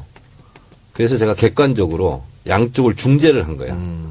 그래서 그 치킨집에서 요구하는 것을 대체로 맞춰서 건물주를 설득을 해서 이렇게 이제 마지막에는 해피엔딩으로 끝났죠. 그러니까 을들이 사실 어디 가서 하소연할 데가 없는데 하소연할 데가 없어요. 이 더민주 국회의원한테 이야기하고 그걸 들어주고 우리 을지로위원회 여러 가지 유형의 사건들이 있는데 소위 갑을 문제가 그중에 제일 풀기가 어려운 게 상가임대차보호법 관련된 거예요. 그러니까 세입자 문제, 상가 세입자 문제. 여기는 법 자체가 상가 세입자들한테 너무 불리하게 돼 있어요. 네. 그리고 보통 그렇게 가다 보면 소송이 붙어서 소송에서 되게 다 져요. 다 지지. 네. 여기도 졌어요. 네. 그때 삼통치킨도 졌고. 졌어. 진 상태에서 그 다음에 이제 을지로위원회 오는 거예요. 그러면 이제 그 분쟁 과정에 우리가 껴서 조정도 하고 이렇게 하는데 이번에 삼통치킨은 잘 해결됐고 요번에 우장창창하고 리쌍하고 붙었던 사건은 결국은 해결이 잘 안 됐어요. 쫓겨나고 말았는데. 나중에는 감정 싸움으로 가요. 네, 그래서 상가임대차 보호법을 개정하는 이게 이제 바위 대 계란 싸움이거든. 그래서 이걸 바위 대 바위 싸움으로 만들어줘야 돼. 그러니까 법적 보호 장치가 상가 세입자들은 너무 취약해서. 아니 국회의원이니까 입법 활동을 해가지고 법을 만들면 되지 않습니까? 그게 그러면? 이제 그렇게 하면 좋은데 네. 저희들이 열심히 노력하죠. 새누리가 반대하나요? 새누리당이 뭐 엄청나게 반대하죠. 자, 결국 새누리는 가진 자를 대변하는 집단이다. 이런 것마다 알 수 있겠죠. 그럼요. 네. 손현 의원도 을지로위원회 소속 아니에요? 맞아요. 제가 을지로위원회에 들어간 이유는 제가 살았던 30년의 을 생활 때문에 들어갔어요. 무슨 노를 했어요? 저는 을이지. 계약서에 항상 을이었죠. 그렇지, 그렇지. 계약서 가불관계. 네, 그래서 저는 그 근데 을자를 을이면서 갑질을 많이 했을 것 같은데. 아니야, 그렇지 않아. 큰 소리 치고 안 막. 그랬어. 갑질은 아니고 그냥 큰 소리 치지만 그냥 그걸로 끝이었고, 그러니까 그 을로 살아간다는 걸 전 너무 잘 알아요. 그래서 그 을지로위원회를 을을 보는 순간 아주 처음부터 짠했었어 저는. 근데 이번에 상임위 들어갈 때 다른 건 다 제가 좀 따지고 있었거든요. 근데 을지로위원회 있길래 두 말도 안 하고 들어갔어요. 제가 아마 여러분들 지금 앞으로 또 일어나는 이런 일들에 그러게요. 적극적으로 좀 관여하겠습니다. 예. 그러니까 19대 때 을지로위원회 굉장히 맹활약했는데 20대에도 계속해서 뭐 지금 네. 하시고 계시는 이거 뭐 가습기 살균 문제도 아주 중요하지만 을지로위원회도 아주 중요한 거니까. 가습기 살균제가 근본적으로 보면 을 문제예요. 그렇죠. 네, 알겠습니다. 자, 그러면 광고 듣고 와서 가습기 살균제 국정조사와 관련된 토크를 진행해 보도록 하겠습니다. 후이즈 팬텀 페스티벌. 이 발음이 맞나? 이번 광고는 공연입니다. 후이즈 팬텀 페스티벌. 야, 정말 다양한 광고가 들어오는군요. 8월 27일 토요일 저녁 7시 30분 서울 용산 전쟁기념관 평화의 광장에서 진행되는 공연입니다. 이 공연의 부제는 신개념 서프라이즈 복면 콘서트로 슈퍼스타 K, 복면가왕, 나는 가수다 등의 프로그램에서 관객들에게 뜨거운 사랑을 받았던 역대급 가왕들이 참여하는데 진짠가? 슈퍼스타 K 출신 장재인 씨, 복면가왕에 출연한 김형중 씨 등이 출연할 예정입니다. 후이즈 팬텀 페스티벌은 가수와 관객 모두가 가면을 쓴 상태로 진행되는데 가수들의 폭발적인 가창력과 함께 처음 만나는 사람과도 거리낌 없이 즐길 수 있는 콘서트입니다. 한여름밤 도심 속의 복면가왕을 만나볼 수 있는 이번 콘서트는 인터파크 티켓에서 예매할 수 있습니다. 문의는 02-556-4044 02-556-4044 네. 의원님도 여기 참여하시지 그래요. 가면 쓰고. 노래하면 하지 왜. 나? 본격적으로. 나가도 돼? 이 얘기하면 오라 그럴 것 같은데.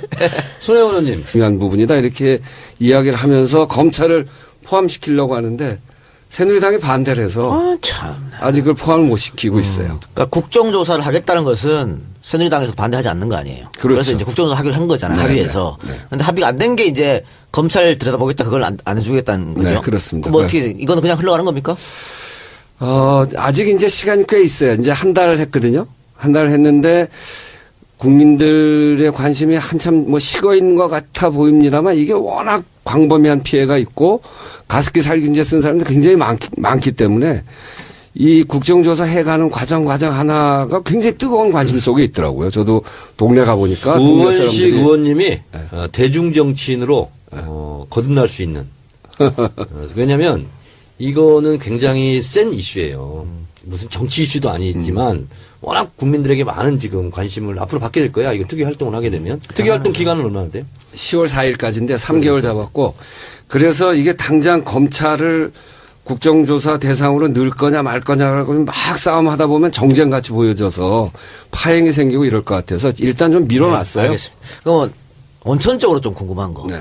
사실 가습기 살균제 문제가 특히 심한 게 가습기를 쓰는 집안이 거의 악이 있는 집에서 많이 쓰거든요. 악이 있는. 그래서 이제 피해자들이 영유아가 아기 상당히 있고, 많았잖아요. 환자 있고. 예. 그래서 우리 국민들이 여기서 분노한 건데 이 작가 집은 써 안 써? 우리는 이 사건 이후로 안 쓰죠. 그 전에 썼어요? 안 썼죠. 그전에는 애가 가습기도 안 없었어. 써요? 아, 그 전에 애가 없었나? 가습기도 안 써요, 그럼? 안 써요.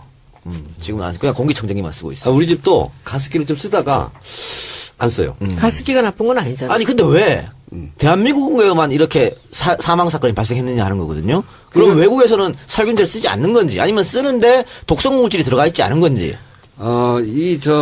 살균제는 다 독성 물질이에요. 네. 근데 우리나라처럼 가습기를 많이 쓰는 나라도 없고. 근데 이제 초음파로 하다 보면 손이 안 닿는 데가 있잖아요.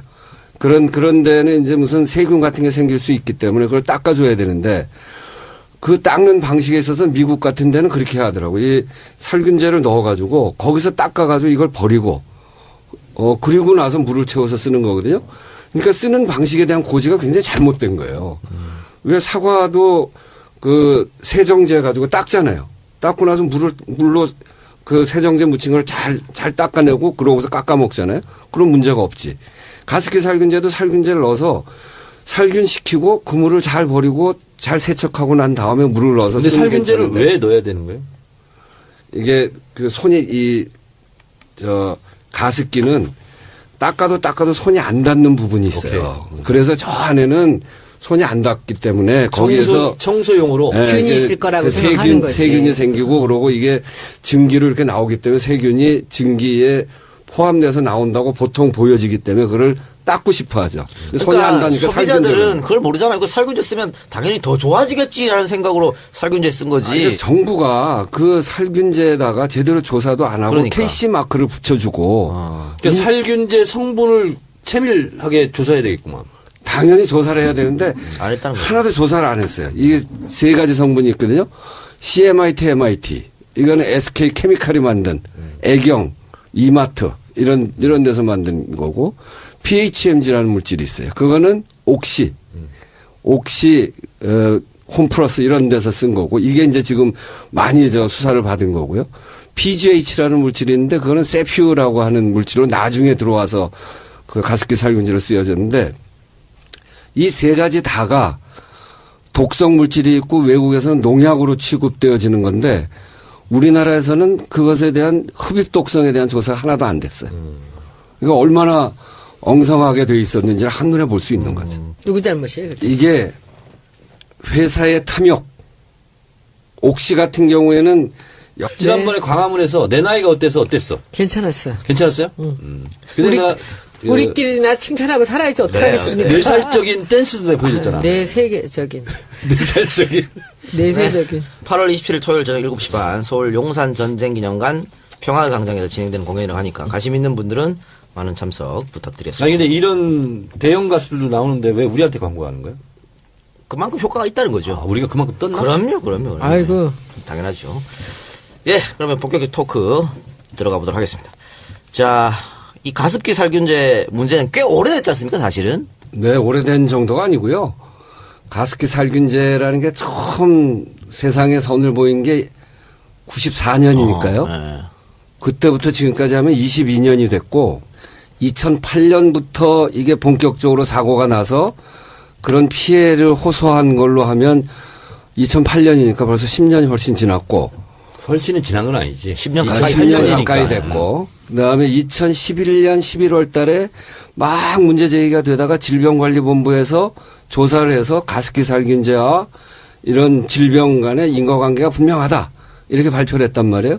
그러고 나서 벌써 5년 이렇게 된 거죠. 그러니까 네. 처음에는 원인을 몰랐다가 병원에 계속 비슷한 사람들이 오는데 자꾸 사망하는 거고. 네. 그러니까 알고 보니까 이거를 예. 장하나 의원이 19대 국회 장하나 의원이 열심히 했죠. 초반부터 계속 문제 제기를 했어요. 근데 저도 잘 몰랐어. 이렇게 심각한지는. 그러니까요. 그렇게 하다가 이제 보니까는 공통점으로 가습기를 쓰고 있다. 그래서 이게 일이 벌어졌는데 그 첫 피해자가 그렇게 한 10여 년 가까우게 나왔는데 왜 지금까지 검찰 조사 제대로 안 됐고 국회는 왜 조용히 했나. 이게 항상 의문점이에요. 국회는 조용하지는 않았고 그러니까 2011년 이후에 여기에 관심을 갖고 있었던 의원들이 여럿 있었죠. 지금 얘기한 대로 장하나 의원이 끈질기게 이 문제를 붙잡고 있었고 뭐 심상정 의원도 있었고 여러 의원들이 그렇게 해서 결의안도 내고 이랬는데 조명이 잘 안 됐어요. 근데 2011년 이후에 그렇게 되다가 2013년에 검찰이 2011년 참 지금 제가 잘 이해가 안 되는데 요번에 이런 것도 좀 잘 밝혀야 되는데요. 2011년에 질병관리본부에서 가습기 살균제와 폐질환 사이에 인과관계가 동물 실험을 통해서 밝혀졌단 말이에요. 네. 그러면 밝혀지니까 가습기 살균제를 못 쓰게 그 회수 조치를 내렸어요. 그럼 수사에 들어가야 되거든. 그 일이 많으니까 이미 고소고발도 많이 됐으니까요. 근데 2013년에 검찰이 수사 들어온 거를 수사하다가 잠정적 기소 중지를 해요. 그래서 수사를 중단시켜요. 이유는 폐질환 판정위원회 심사위원회에서 판정할 때까지 기다리겠다 이런 거예요. 그러니까 동물 실험에서 확실히 인과관계가 밝혀졌는데 그걸 정부가 그동안 이 피해로 그 신청한 사람들 안에 조사를 해서 그 사람이 이 가습기 살균제 피해다 이게 밝혀질 때까지 조사를 안 하겠다고 그러고 그냥 유예를 시켜놨어요. 2014년에 질병관리본부가 1차 발표를 해요. 1차 발표를 하는데 그 폐 손상에 대해서 이거는 관계가 있다라고 발표를 하는데 2014년이면 그러면 잠정적 기소 중지 그 사유가 그렇다면 2014년 질본에서 발표하고 난 이후에 즉각해야 되는데 그때도 또 안 해요. 그러다가 아주 미적 이렇게 하다가 올해 2016년 올해 들어서 팀을 짜가지고 조사를 해서 지금 이렇게 돼 있는 거죠. 그 옥시에 주식 갖고 있는 검사가 있었나? 그래서 지금 이제 우리 국정조사위원회에서 검찰의 이 늑장 수사의 원인을 밝혀야 된다. 그게 이번 문제를 이번 문제의 여러 가지 문제를 해결하는데 굉장히 당시에 그 정청래 의원께서 우상호 대표를 지지했다고. 내가 표도 없는데 뭘 지지해. 아니었어요? 다음번에는 내가 만들어 드릴게. 1년 후에. 그러니까 1년 지난번에 뒤야 2년 뒤야? 1년. 원내대표 임기가 1년이니까. 1년밖에 안 돼요? 1년밖에 안 돼. 그러니까 다음번에 만들어준다는 거 보니까 정청래 의원이 지난번에는 우상호 그러니까. 원내대표 지지하기 확실하고. 아니 나는 표가 없다니까. 표가 없어도 그 뒤에서 다 하는 그럼 거예요. 영향력이 있잖아요. 없어, 영향력. 없어요. 저한테 영향력제로. 우상호 찍으라고 그랬어요. 그래요? 아니 근데 그런데 본인이 저는 원식 찍었어요. 그렇지. 손혜원 의원님은 나한테 찍겠다고 그랬거든. 근데 본인이요 우상호 찍는다고 먼저 얘기했어요 저한테. 아니에요. 나는 원식 의원님 나는 찍었어. 믿어. 네. 그럼.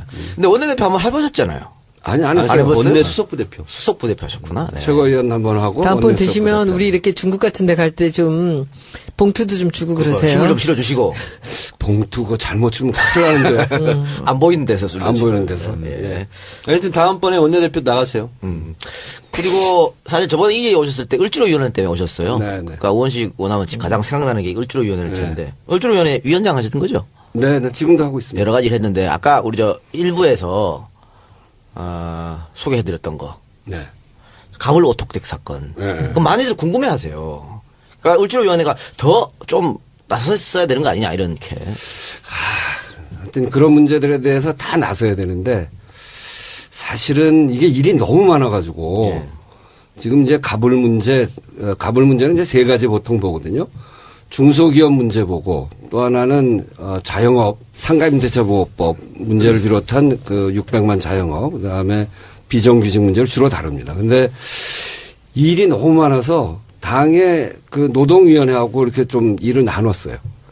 회사의 정규직 문제는 노동위원회에서 하고 비정규직 문제는 을지로위원회가 한다 이렇게 나눴는데 실은 이제 가불 오토텍 같은 게 해결이 안 되니까 저희들도 나서서 뛰어야 되는데 네. 일이 많다 보니까 여기는 사실은 정규직 문제거든요. 네. 그래서 그래서 노동위원회가 하는 걸로 이렇게 지금 정리가 돼 있는데 너무 해결이 안 되고 참 답답하죠. 제가요 국회의원 사용법 책을 썼는데 을지로위원회를 칭찬하는 대목이 나옵니다. 네. 야 정청래 의원한테 칭찬받기 어려운데. 네, 어렵죠. 우리는 함부로 칭찬 안 해. 을지로위원회에서 몇 가지 정말 확실하게 내놓은 것들이 있지 않습니까? 네. 그 소개 몇 가지만 좀 해줘 보세요. 큰 사건으로 보면 첫 번째가 뭐 그 을지로위원회 출발할 때 있었던 남양유업 사태. 그 일을 해결해서 소위 갑의 횡포 을의 눈물 사회적으로 큰 이슈가 됐던 그 중심에 을지로위원회가 있었고 그 일을 잘 해결을 했고요. 그 일을 계기로 을지로위원회도 만들게 됐지. 네, 사실상. 그렇죠. 그리고 또 하나는 삼성전자 서비스라고 하는 삼성전자 안에 삼성전자 서비스라고 하는 회사 안에 비정규직이지만 노조가 만들어지는 과정이 있었어요. 그분들이 너무너무 힘이 들어서 을지로위원회 만날 때 한 100명 정도가 와서 저희들한테 하소연을 처음 했는데 한 5분쯤 얘기하다 100명이 다 울더라고요. 그래서 무슨 남자들이 저렇게 우나 그러고서 이야기를 들어봤더니 이 노동 조건이 너무 열악하고 정말 목숨을 내걸고 하고 그래서 노조를 만드는데 노조 탄압이 너무 심하고 그래서 그 일을 함께 했습니다. 그 중간에 두 분이 목숨을 끊고 그리고 한 분이 더 마지막에 목숨을 끊겠다고 유서를 써놓고 갔는데 저희들 그때 이제 마지막 협상하는 과정을 거치면서 그분은 돌아가시지 않고 나중에 돌아왔죠. 그러고 노조를 만들었어요. 그러니까 삼성전자 서비스 안에 삼성전자 그룹 안에 첫 노조가 만들어지는 그런 사건이 있었고. 그리고 을지로위원회 출범 이래 가장 빛나는 성과가 있었잖아요. 홍대 앞 치킨집. 우리 그 정청래 의원이랑 같이 한 거지. 삼통치킨. 삼통치킨. 네. 어떤 거예요? 그건 뭐 소개하시는 게 좋을 것 같아요. 아니, 이제 평소에는 그냥 원식이 형 이렇게 하는데, 이 형님이 전화가 왔어. 근데 아무래도 그건 세상을 바꾸는 정치수다 팟캐스트 정치 알아야 바꾼다. 그 12번째 방송 2부 시작하겠습니다. 네, 2부에는 어제 예고해드린 대로 특별한 초대 손님 모셨죠. 자, 가습기 살균제 국정조사 특위위원장인 우원식 의원 나오셨습니다. 박수! 박수! 방청 여러분 대단히 감사합니다. 네. 오늘 오늘도 원식 방송. 대표님 때문에 그런 거 아닐까? 오늘 우 의원님 오신지도 모르고 왔어요. 네, 고맙습니다. 그래도 들어오면서 보니까 뭐 사람들이 많이 반갑다고 그러더라고요. 여기는 아주 전문가들이어서 예. 보통 분들은 우원식 의원숙 들어오면 웬 아저씨지라고 생각하겠지만 이건 다 알아봅니다. 우원식 의원은 저의 사돈 양반입니다. 뭐 어떻게 해서 어떻게? 우원식 의원 보좌관하고 우리 여비사하고 결혼했어 이것들이. 그래요? 옛날에 박태선? 네. 아 진짜? 그렇게 결혼했는데 중요한 거는 그 둘이 우리 동네에 산다는 거예요. 둘 다? 네. 지역구 그쪽에? 둘 다 지금 아, 결혼했는데. 그 보좌관이 여기 보좌관이에요? 예, 예. 그 정청래 의원님 싫어했잖아, 그 결혼을. 아, 그렇지. 반대했지. 왜 그치. 반대했어요? 아니, 내가 너처럼 훌륭한 애가, 그때 기동민 하도 광주에 파견해달라고 우리 비서가 너무 똑똑하니까. 그래서 내가 보내면서 너는 너무 훌륭하기 때문에 찝쩍대는 남자들이 많을 거다. 외면해라. 그리고 매일 나한테 집에 갈 때 보고해라. 근데 그 보고만 빼놓고 했어. 그거 못 말리죠. 못 말려. 남녀가 눈 맞는 그래서 거 어떻게 말려? 아버지의 심정으로 반대를 했지. 근데 딸을 이기는 아버지가 없더라고.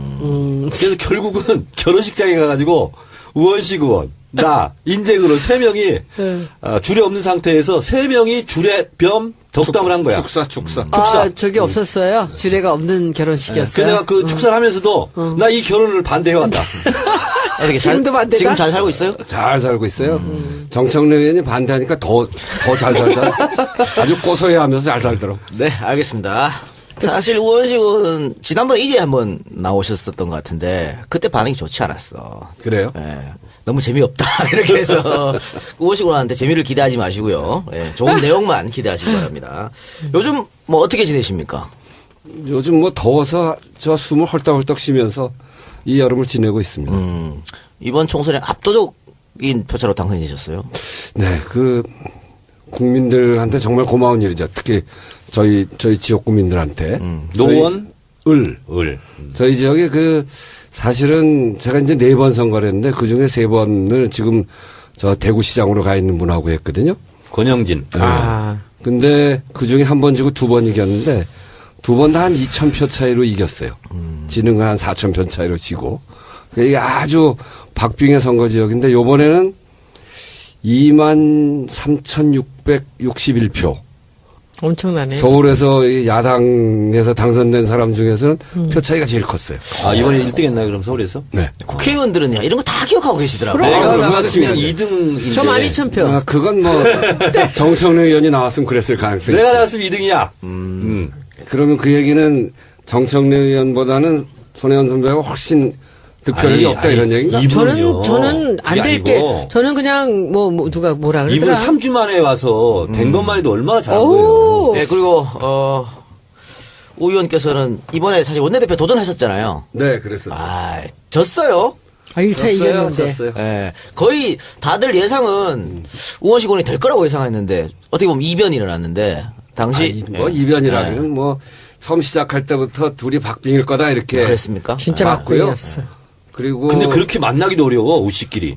그러긴 우리 민주당 더민주당 안에 우씨가 둘인데 둘이 원내대표 나가서 그 첫 번째 투표에서는 제가 4표 차이로 이겼고 두 번째 투표에서는 7표 차이로 졌고 그래서 우씨 집안에서는 아주 경사가 났다고 그러더라고요. 남은 두 번째 선거에서 떨어져갖고 속상해 죽겠네. 그러니까요.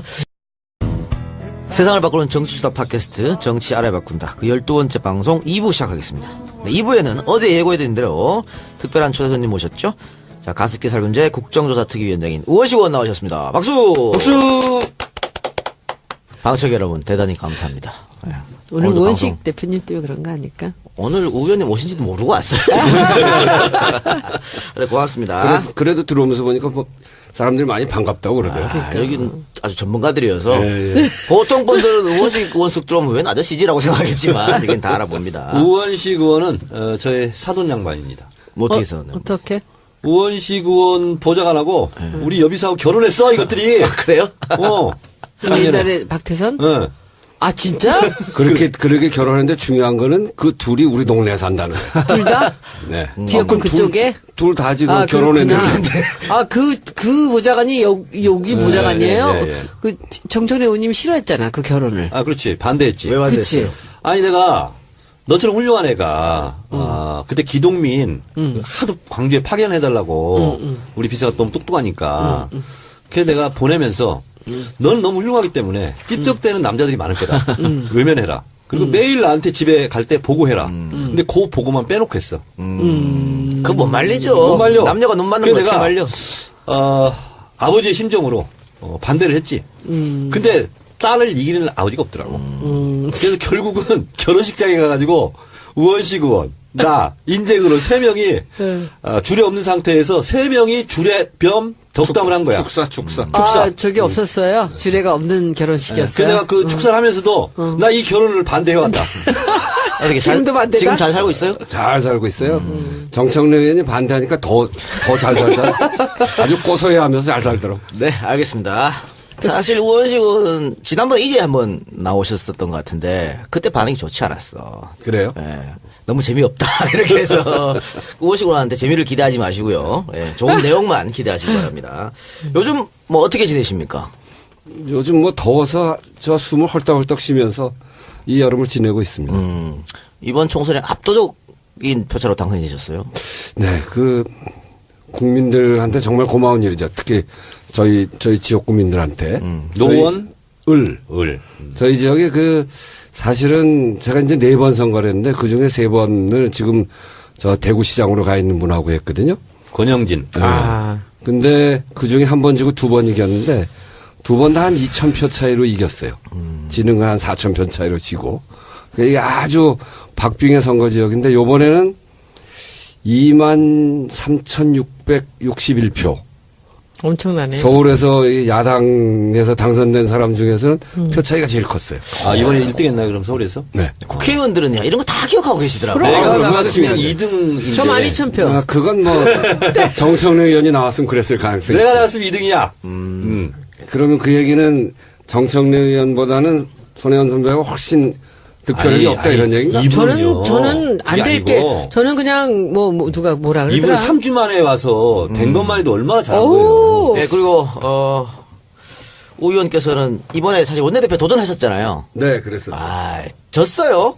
아, 1차 이겼는데. 졌어요. 예, 거의 다들 예상은 우원식 의원이 될 거라고 예상했는데 어떻게 보면 이변이 일어났는데 당시 뭐 이변이라기는 뭐 처음 시작할 때부터 둘이 박빙일 거다 이렇게 그랬습니까? 진짜 맞고요. 막고였어. 그리고 근데 그렇게 만나기도 어려워, 우씨끼리. 그러긴 우리 민주당 더민주당 안에 우씨가 둘인데 둘이 원내대표 나가서 그 첫 번째 투표에서는 제가 4표 차이로 이겼고 두 번째 투표에서는 7표 차이로 졌고 그래서 우씨 집안에서는 아주 경사가 났다고 그러더라고요. 남은 두 번째 선거에서 떨어져갖고 속상해 죽겠네. 그러니까요. 당시에 그 정청래 의원께서 우상호 대표를 지지했다고. 내가 표도 없는데 뭘 지지해. 아니었어요? 다음번에는 내가 만들어 드릴게. 1년 후에. 그러니까 1년 지난번에 뒤야, 2년 뒤야? 1년. 원내대표 임기가 1년이니까. 1년밖에 안 돼요? 1년밖에 안 돼. 그러니까 다음번에 만들어준다는 거 보니까 정청래 의원이 지난번에는 우상호 그러니까. 원내대표 지장이 확실하고. 아니, 나는 표가 없다니까. 표가 없어도 그 뒤에서 다 하는 그럼 거예요. 영향력이 있잖아요. 없어, 영향력. 없어요. 저한테 영향력제로. 우상호 찍으라고 그랬어요. 그래요? 아니, 근데 그런데 본인이. 저는 원식 그렇지. 찍었어요. 손혜원 의원님은 나한테 찍겠다고 그랬거든. 근데 본인이요, 우상호 찍는다고 먼저 얘기했어요, 저한테. 아니에요. 나는 원식 의원님 나는 찍었어. 믿어. 네. 그럼. 근데 원내대표 한번 해보셨잖아요. 아니, 안 안 했어요. 해봤어요? 원내 수석부 대표. 수석부 대표 하셨구나. 네. 최고위원 한번 하고. 다음번 원내 드시면 수석부대표. 우리 이렇게 중국 같은 데 갈 때 좀 봉투도 좀 주고 그러세요. 힘을 좀 실어주시고 봉투 그거 잘못 주면 큰일 나는데. 안 보이는 데서 쓸 안 보이는 데서. 예. 하여튼 다음번에 원내대표 나가세요. 그리고 사실 저번에 이 그렇잖아. 큰 소리 치고 안 막 그랬어. 갑질은 아니고 그냥 큰 소리 치지만 그냥 그걸로 끝이었고 그러니까 그 을로 살아간다는 걸 전 너무 잘 알아요. 그래서 그 을지로위원회를 보는 순간 아주 처음부터 짠했었어 저는. 근데 이번에 상임위 들어갈 때 다른 건 다 제가 좀 따지고 있었거든요. 근데 을지로위원회 두 말도 안 하고 들어갔어요. 제가 아마 여러분들 지금 앞으로 또 일어나는 이런 일들에 그러게요. 적극적으로 좀 관여하겠습니다. 예. 그러니까 19대 때 을지로위원회 굉장히 맹활약했는데 20대에도 계속해서 뭐 지금 하시고 계시는 이거 뭐 가습기 살균 문제도 아주 중요하지만 을지로위원회도 아주 중요한 거니까. 가습기 살균제가 근본적으로 보면 을 문제예요. 그렇죠. 네, 알겠습니다. 자, 그러면 광고 듣고 와서 가습기 살균제 국정조사와 관련된 토크를 진행해 보도록 하겠습니다. 후이즈 팬텀 페스티벌. 이 발음이 맞나? 이상해. 이번 광고는 공연입니다.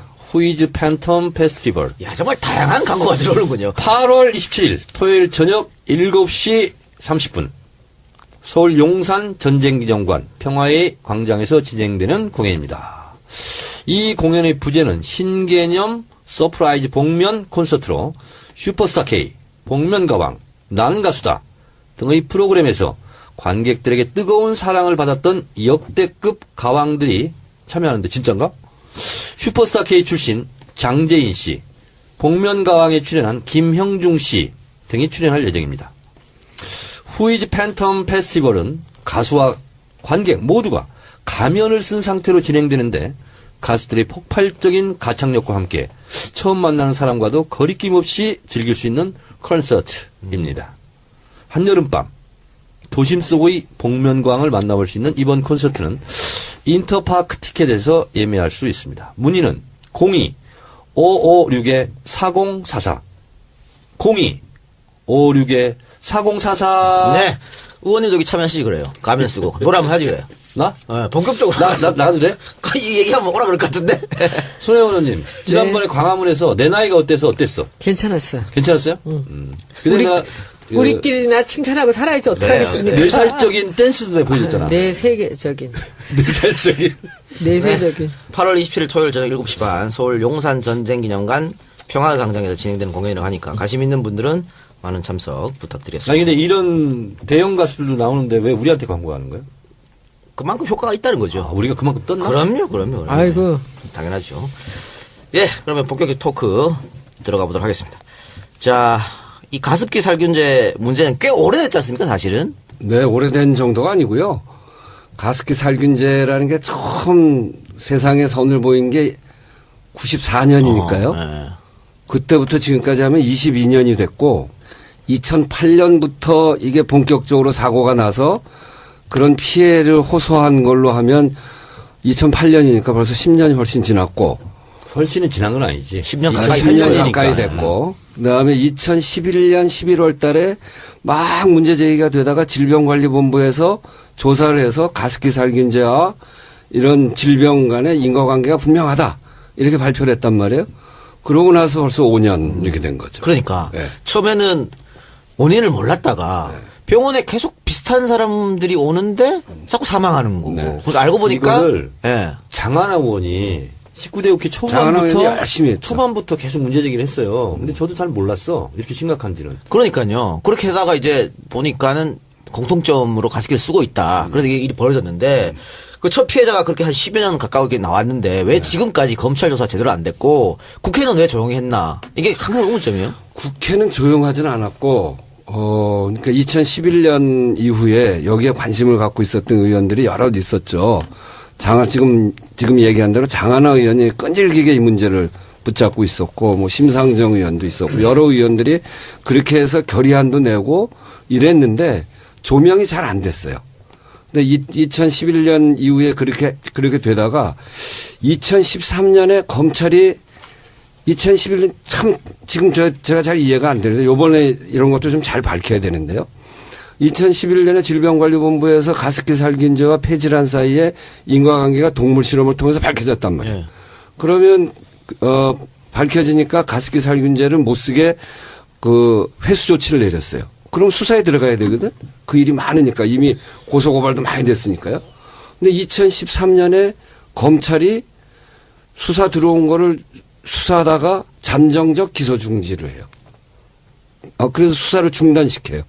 이유는 폐질환 판정위원회 심사위원회에서 판정할 때까지 기다리겠다 이런 거예요. 그러니까 동물 실험에서 확실히 인과관계가 밝혀졌는데 그걸 정부가 그동안 이 피해로 그 신청한 사람들 안에 조사를 해서 그 사람이 이 가습기 살균제 피해다 이게 밝혀질 때까지 조사를 안 하겠다고 하고 그냥 유예를 시켜놨어요.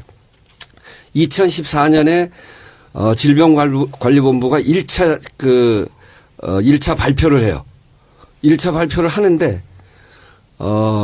그 폐 손상에 대해서 이거는 관계가 있다라고 발표를 하는데 2014년이면 그러면 잠정적 기소 중지 그 사유가 그렇다면 2014년 질본에서 발표하고 난 이후에 즉각해야 되는데 그때도 또 안 해요. 그러다가 아주 미적 이렇게 하다가 올해 2016년 올해 들어서 팀을 짜가지고 조사를 해서 지금 이렇게 돼 있는 거죠. 그 옥시에 주식 갖고 있는 검사가 있었나? 그래서 지금 이제 우리 국정조사위원회에서 검찰의 이 늑장 수사의 원인을 밝혀야 된다. 그게 이번 문제를 이번 문제의 여러 가지 문제를 해결하는데 굉장히 중요한 부분이다. 이렇게 이야기를 하면서 검찰을 포함시키려고 하는데 새누리당이 반대를 해서 아직 그걸 포함을 못 시키고 있어요. 그러니까 국정조사를 하겠다는 것은 새누리당에서 반대하지 않는 거 아니에요. 그렇죠. 그래서 이제 국정조사 하기로 한 거잖아요. 네, 합의해서. 네, 네. 근데 합의가 안 된 게 이제 검찰 들여다보겠다 그걸 안 해주겠다는 거죠. 네, 그렇습니다. 뭐 어떻게 이거는 그냥 흘러가는 겁니까?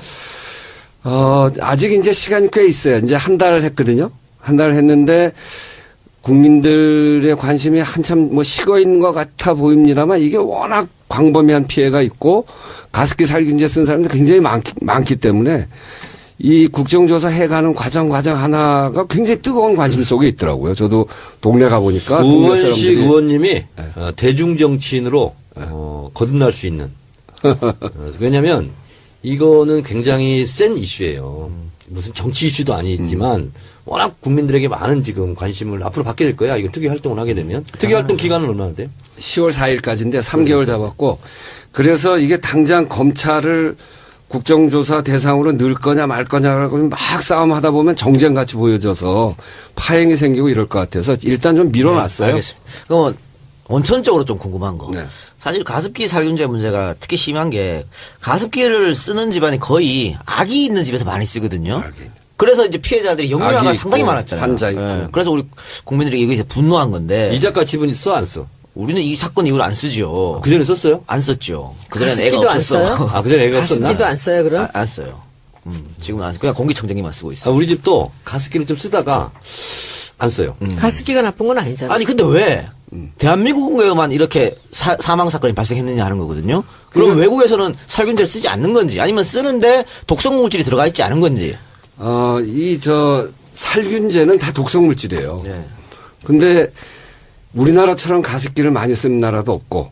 근데 이제 초음파로 하다 보면 손이 안 닿는 데가 있잖아요. 그런 데는 이제 무슨 세균 같은 게 생길 수 있기 때문에 그걸 닦아줘야 되는데 그 닦는 방식에 있어서 미국 같은 데는 그렇게 하더라고요. 이 살균제를 넣어가지고 거기서 닦아가지고 이걸 버리고 그리고 나서 물을 채워서 쓰는 거거든요.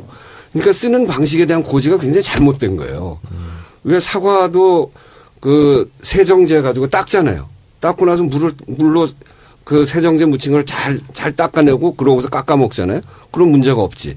가습기 살균제도 살균제를 넣어서 살균시키고 그 물을 잘 버리고 잘 세척하고 난 다음에 물을 넣어서 근데 쓰는 게 살균제를 괜찮은데 왜 넣어야 되는 거예요? 이게 그 손이 가습기는 닦아도 손이 안 닿는 부분이 있어요. 그래서 저 안에는 손이 안 닿기 때문에 거기에서 청소용으로 균이 이제 있을 거라고 그 생각하는 거지. 세균이 생기고 그러고 이게 증기로 이렇게 나오기 때문에 세균이 증기에 포함돼서 나온다고 보통 보여지기 때문에 그걸 닦고 싶어 하죠.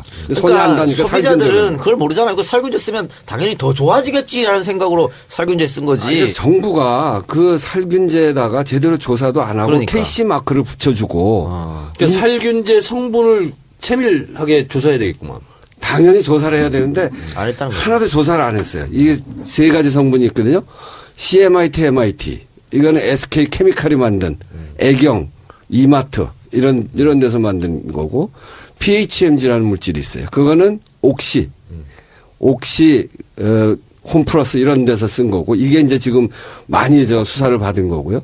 PGH라는 물질이 있는데 그거는 세퓨라고 하는 물질로 나중에 들어와서 그 가습기 살균제로 쓰여졌는데 이 세 가지 다가 독성 물질이 있고 외국에서는 농약으로 취급되어지는 건데 우리나라에서는 그것에 대한 흡입 독성에 대한 조사가 하나도 안 됐어요. 그러니까 얼마나 엉성하게 돼 있었는지를 한눈에 볼 수 있는 거죠. 누구 잘못이에요? 그게? 이게 회사의 탐욕, 옥시 같은 경우에는 여러 가지 정황으로 보면 알았던 것 같아요. 인체 유해하다는 것을. 네. 인체 유해. 알면서 그걸 제품을 내요? 인체 유해하다는 걸 알았다는 이유가 뭐냐면 옥시가 처음에 98년에 그 프리벤톨 80, R80이라는 물질로 해요. 그러다 그거를 PHMG로 바꿔요. 상당히 근데 유식해 보여 지금. 아, 이거 공부를 많이 해야 천육금이야 되는데요. 지금. 이렇게 유식한 사람이었어? 근데 그 PHMG로 바꾸는데 바꾸는 과정에 옥시 안에서 바꾸면 안 된다 이런 이야기가 있었어요. 그리고 또 하나는 이 PHMG로 쓰여진 그 옥시 제품에 우리 아이한테 안전하다 이런 문구가 있어요. 그걸 나중에 넣었는데 그거를 넣지 말자라고 하는 문제 제기가 내부에서 있었어요. 2005년에. 아이에게 문제가 있을 거니까. 그러니까 이 아이에게도 안심이라고 하는 거를 그 상표 밑에다 이렇게 붙였거든요. 그러니까 그거에 대해서 이견이 내부에서 발생이 된 거예요. 그러니까 최소한 아이에게 안 안심이다 이거지.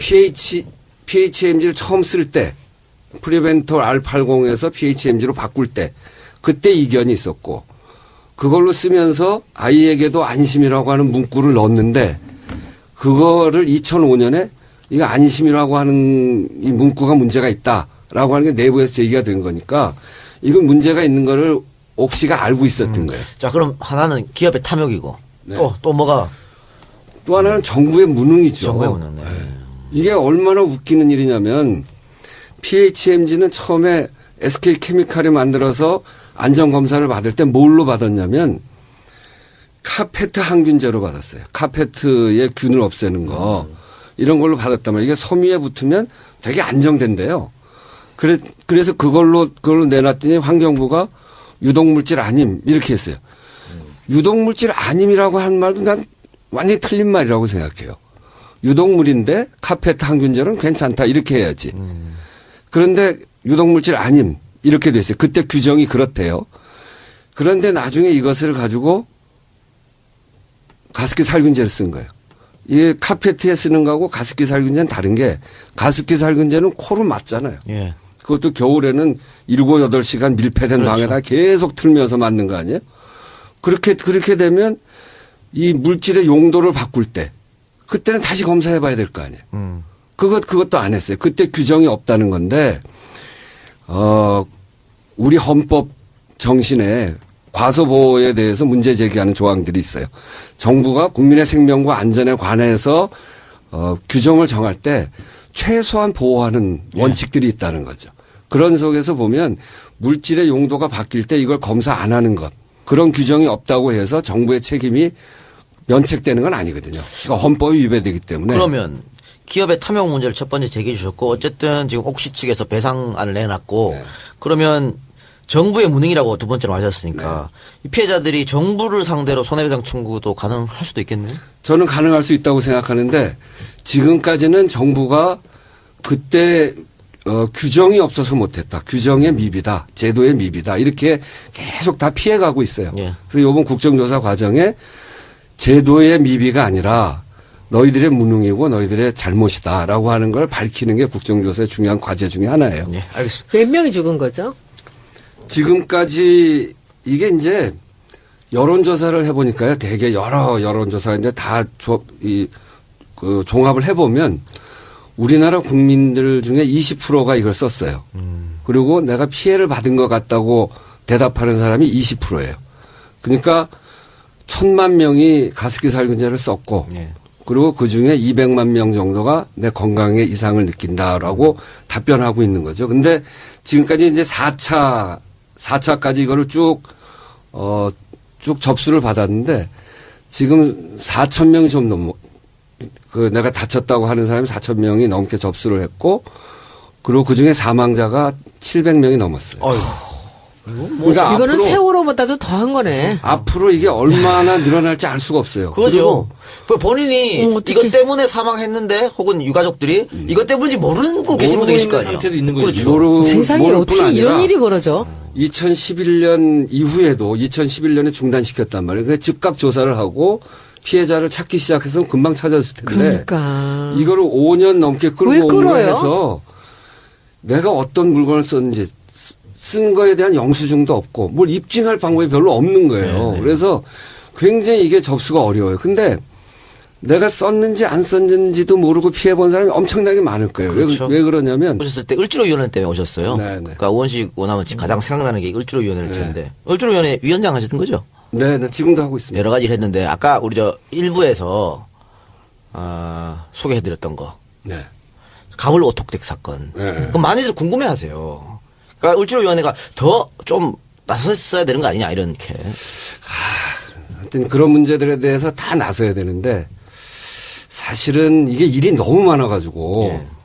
지금 이제 가불 문제는 이제 세 가지 보통 보거든요. 중소기업 문제 보고 또 하나는 자영업 상가임대차보호법 문제를 비롯한 그 600만 자영업 그다음에 비정규직 문제를 주로 다룹니다. 근데 일이 너무 많아서 당의 그 노동위원회하고 이렇게 좀 일을 나눴어요. 회사의 정규직 문제는 노동위원회에서 하고 비정규직 문제는 을지로위원회가 한다 이렇게 나눴는데 실은 이제 가불 오토텍 같은 게 해결이 안 되니까 저희들도 나서서 뛰어야 되는데 일이 많다 보니까 여기는 사실은 정규직 문제거든요. 그래서 노동위원회가 하는 걸로 이렇게 지금 정리가 돼 있는데 너무 해결이 안 되고 보니까 참 답답하죠. 제가요 국회의원 사용법 책을 썼는데 을지로위원회를 칭찬하는 대목이 나옵니다. 네. 야 정청래 의원한테 칭찬받기 어려운데. 네, 어렵죠. 우리는 함부로 칭찬 안 해. 을지로위원회에서 몇 가지 정말 확실하게 내놓은 것들이 있지 않습니까? 네. 소개만 몇 가지만 좀 해줘 보세요.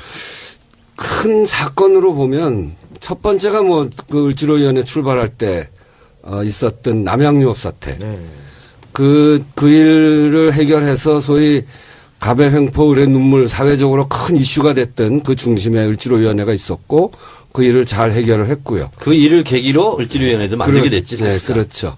그리고 또 하나는 삼성전자 서비스라고 하는 삼성전자 안에 삼성전자 서비스라고 하는 회사 안에 비정규직이지만 노조가 만들어지는 과정이 있었어요. 그분들이 너무너무 힘이 들어서 을지로위원회 만날 때 한 100명 정도가 와서 저희들한테 하소연을 처음 했는데 한 5분쯤 얘기하다 100명이 다 울더라고요.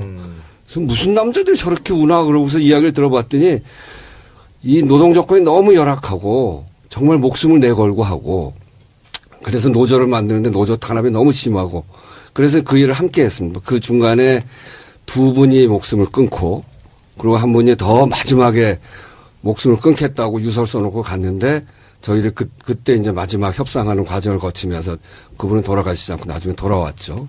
그러고 노조를 만들었어요. 그러니까 삼성전자 서비스 안에 삼성전자 그룹 안에 첫 노조가 만들어지는 그런 사건이 있었고. 그리고 을지로위원회 출범 이래 가장 빛나는 성과가 있었잖아요. 홍대 앞 치킨집. 우리 그거 정청래 의원이랑 같이 한 거죠. 삼통치킨. 삼통치킨. 네. 어떤 거예요? 그건 뭐 소개하시는 거죠. 아니 이제 평소에는 그냥 원식이 형 이렇게 하는데 이 형님이 전화가 왔어. 아무래도 그건 정의원 지역구니까 좀 정의원이 좀 가봐야 되겠다고 하는데 뭐냐면 삼통치킨이라고 이제 건물주가 나가라고 한 거예요. 그래서 이제 못 나가겠다 버티면서 이제 싸움이 벌어진 거야. 막 사람도 다치고 막 이렇게. 근데 내가 마침 건물주를 잘 아는 분이에요. 그래서 제가 객관적으로 양쪽을 중재를 한 거야. 그래서 그 치킨집에서 요구하는 것을 대체로 맞춰서 건물주를 설득을 해서 이렇게 이제 마지막에는 해피엔딩으로 끝났죠. 그러니까 을들이 사실 어디 가서 하소연할 데가 없는데 하소연할 데가 없어요. 이 더민주 국회의원한테 이야기하고 그걸 들어주고 우리 을지로위원회 여러 가지 유형의 사건들이 있는데 소위 갑을 문제가 그중에 제일 풀기가 어려운 게 상가임대차보호법 관련된 거예요. 그러니까 세입자 문제, 상가 세입자 문제. 여기는 법 자체가 상가 세입자들한테 너무 불리하게 돼 있어요. 네. 그리고 보통 그렇게 가다 보면 소송이 붙어서 소송에서 되게 다 져요. 다 지지. 네. 여기도 졌어요. 네. 그때 삼통치킨도 졌고. 졌어. 진 상태에서 그 다음에 이제 을지로위원회 오는 거예요. 그럼 이제 그 분쟁 과정에 우리가 껴서 조정도 하고 이렇게 하는데 이번에 삼통치킨은 잘 해결됐고 요번에 우장창창하고 리쌍하고 붙었던 사건은 결국은 해결이 잘 안 됐어요. 쫓겨나고 말았는데. 나중에는 감정 싸움으로 가요. 네, 그래서 상가임대차 보호법을 개정하는 이게 이제 바위 대 계란 싸움이거든. 그래서 이걸 바위 대 바위 싸움으로 만들어줘야 돼. 그 법적 보호 장치가 상가 세입자들은 너무 취약해서. 아니 국회의원이니까 입법 활동을 해가지고 법을 만들면 되지 않습니까? 그게 그러면? 이제 그렇게 하면 좋은데 네. 저희들이 열심히 노력하죠. 새누리가 반대하나요? 새누리당이 뭐 엄청나게 반대하죠. 그러니까 결국 새누리는 가진 자를 대변하는 집단이다. 이런 거마다 알 수 있겠죠. 그럼요. 손현 의원도 을지로위원회 소속 아니에요? 맞아요. 제가 을지로위원회 들어간 이유는 제가 살았던 30년의 을 생활 때문에 들어갔어요. 무슨 노를 했어요? 저는 을이지. 계약서에 항상 을이었죠. 그렇지, 그렇지. 계약서 갑을 간 게. 네, 그래서 저는 그 근데 을자를 의리면서 갑질을 많이 했을 것 같은데. 아니야.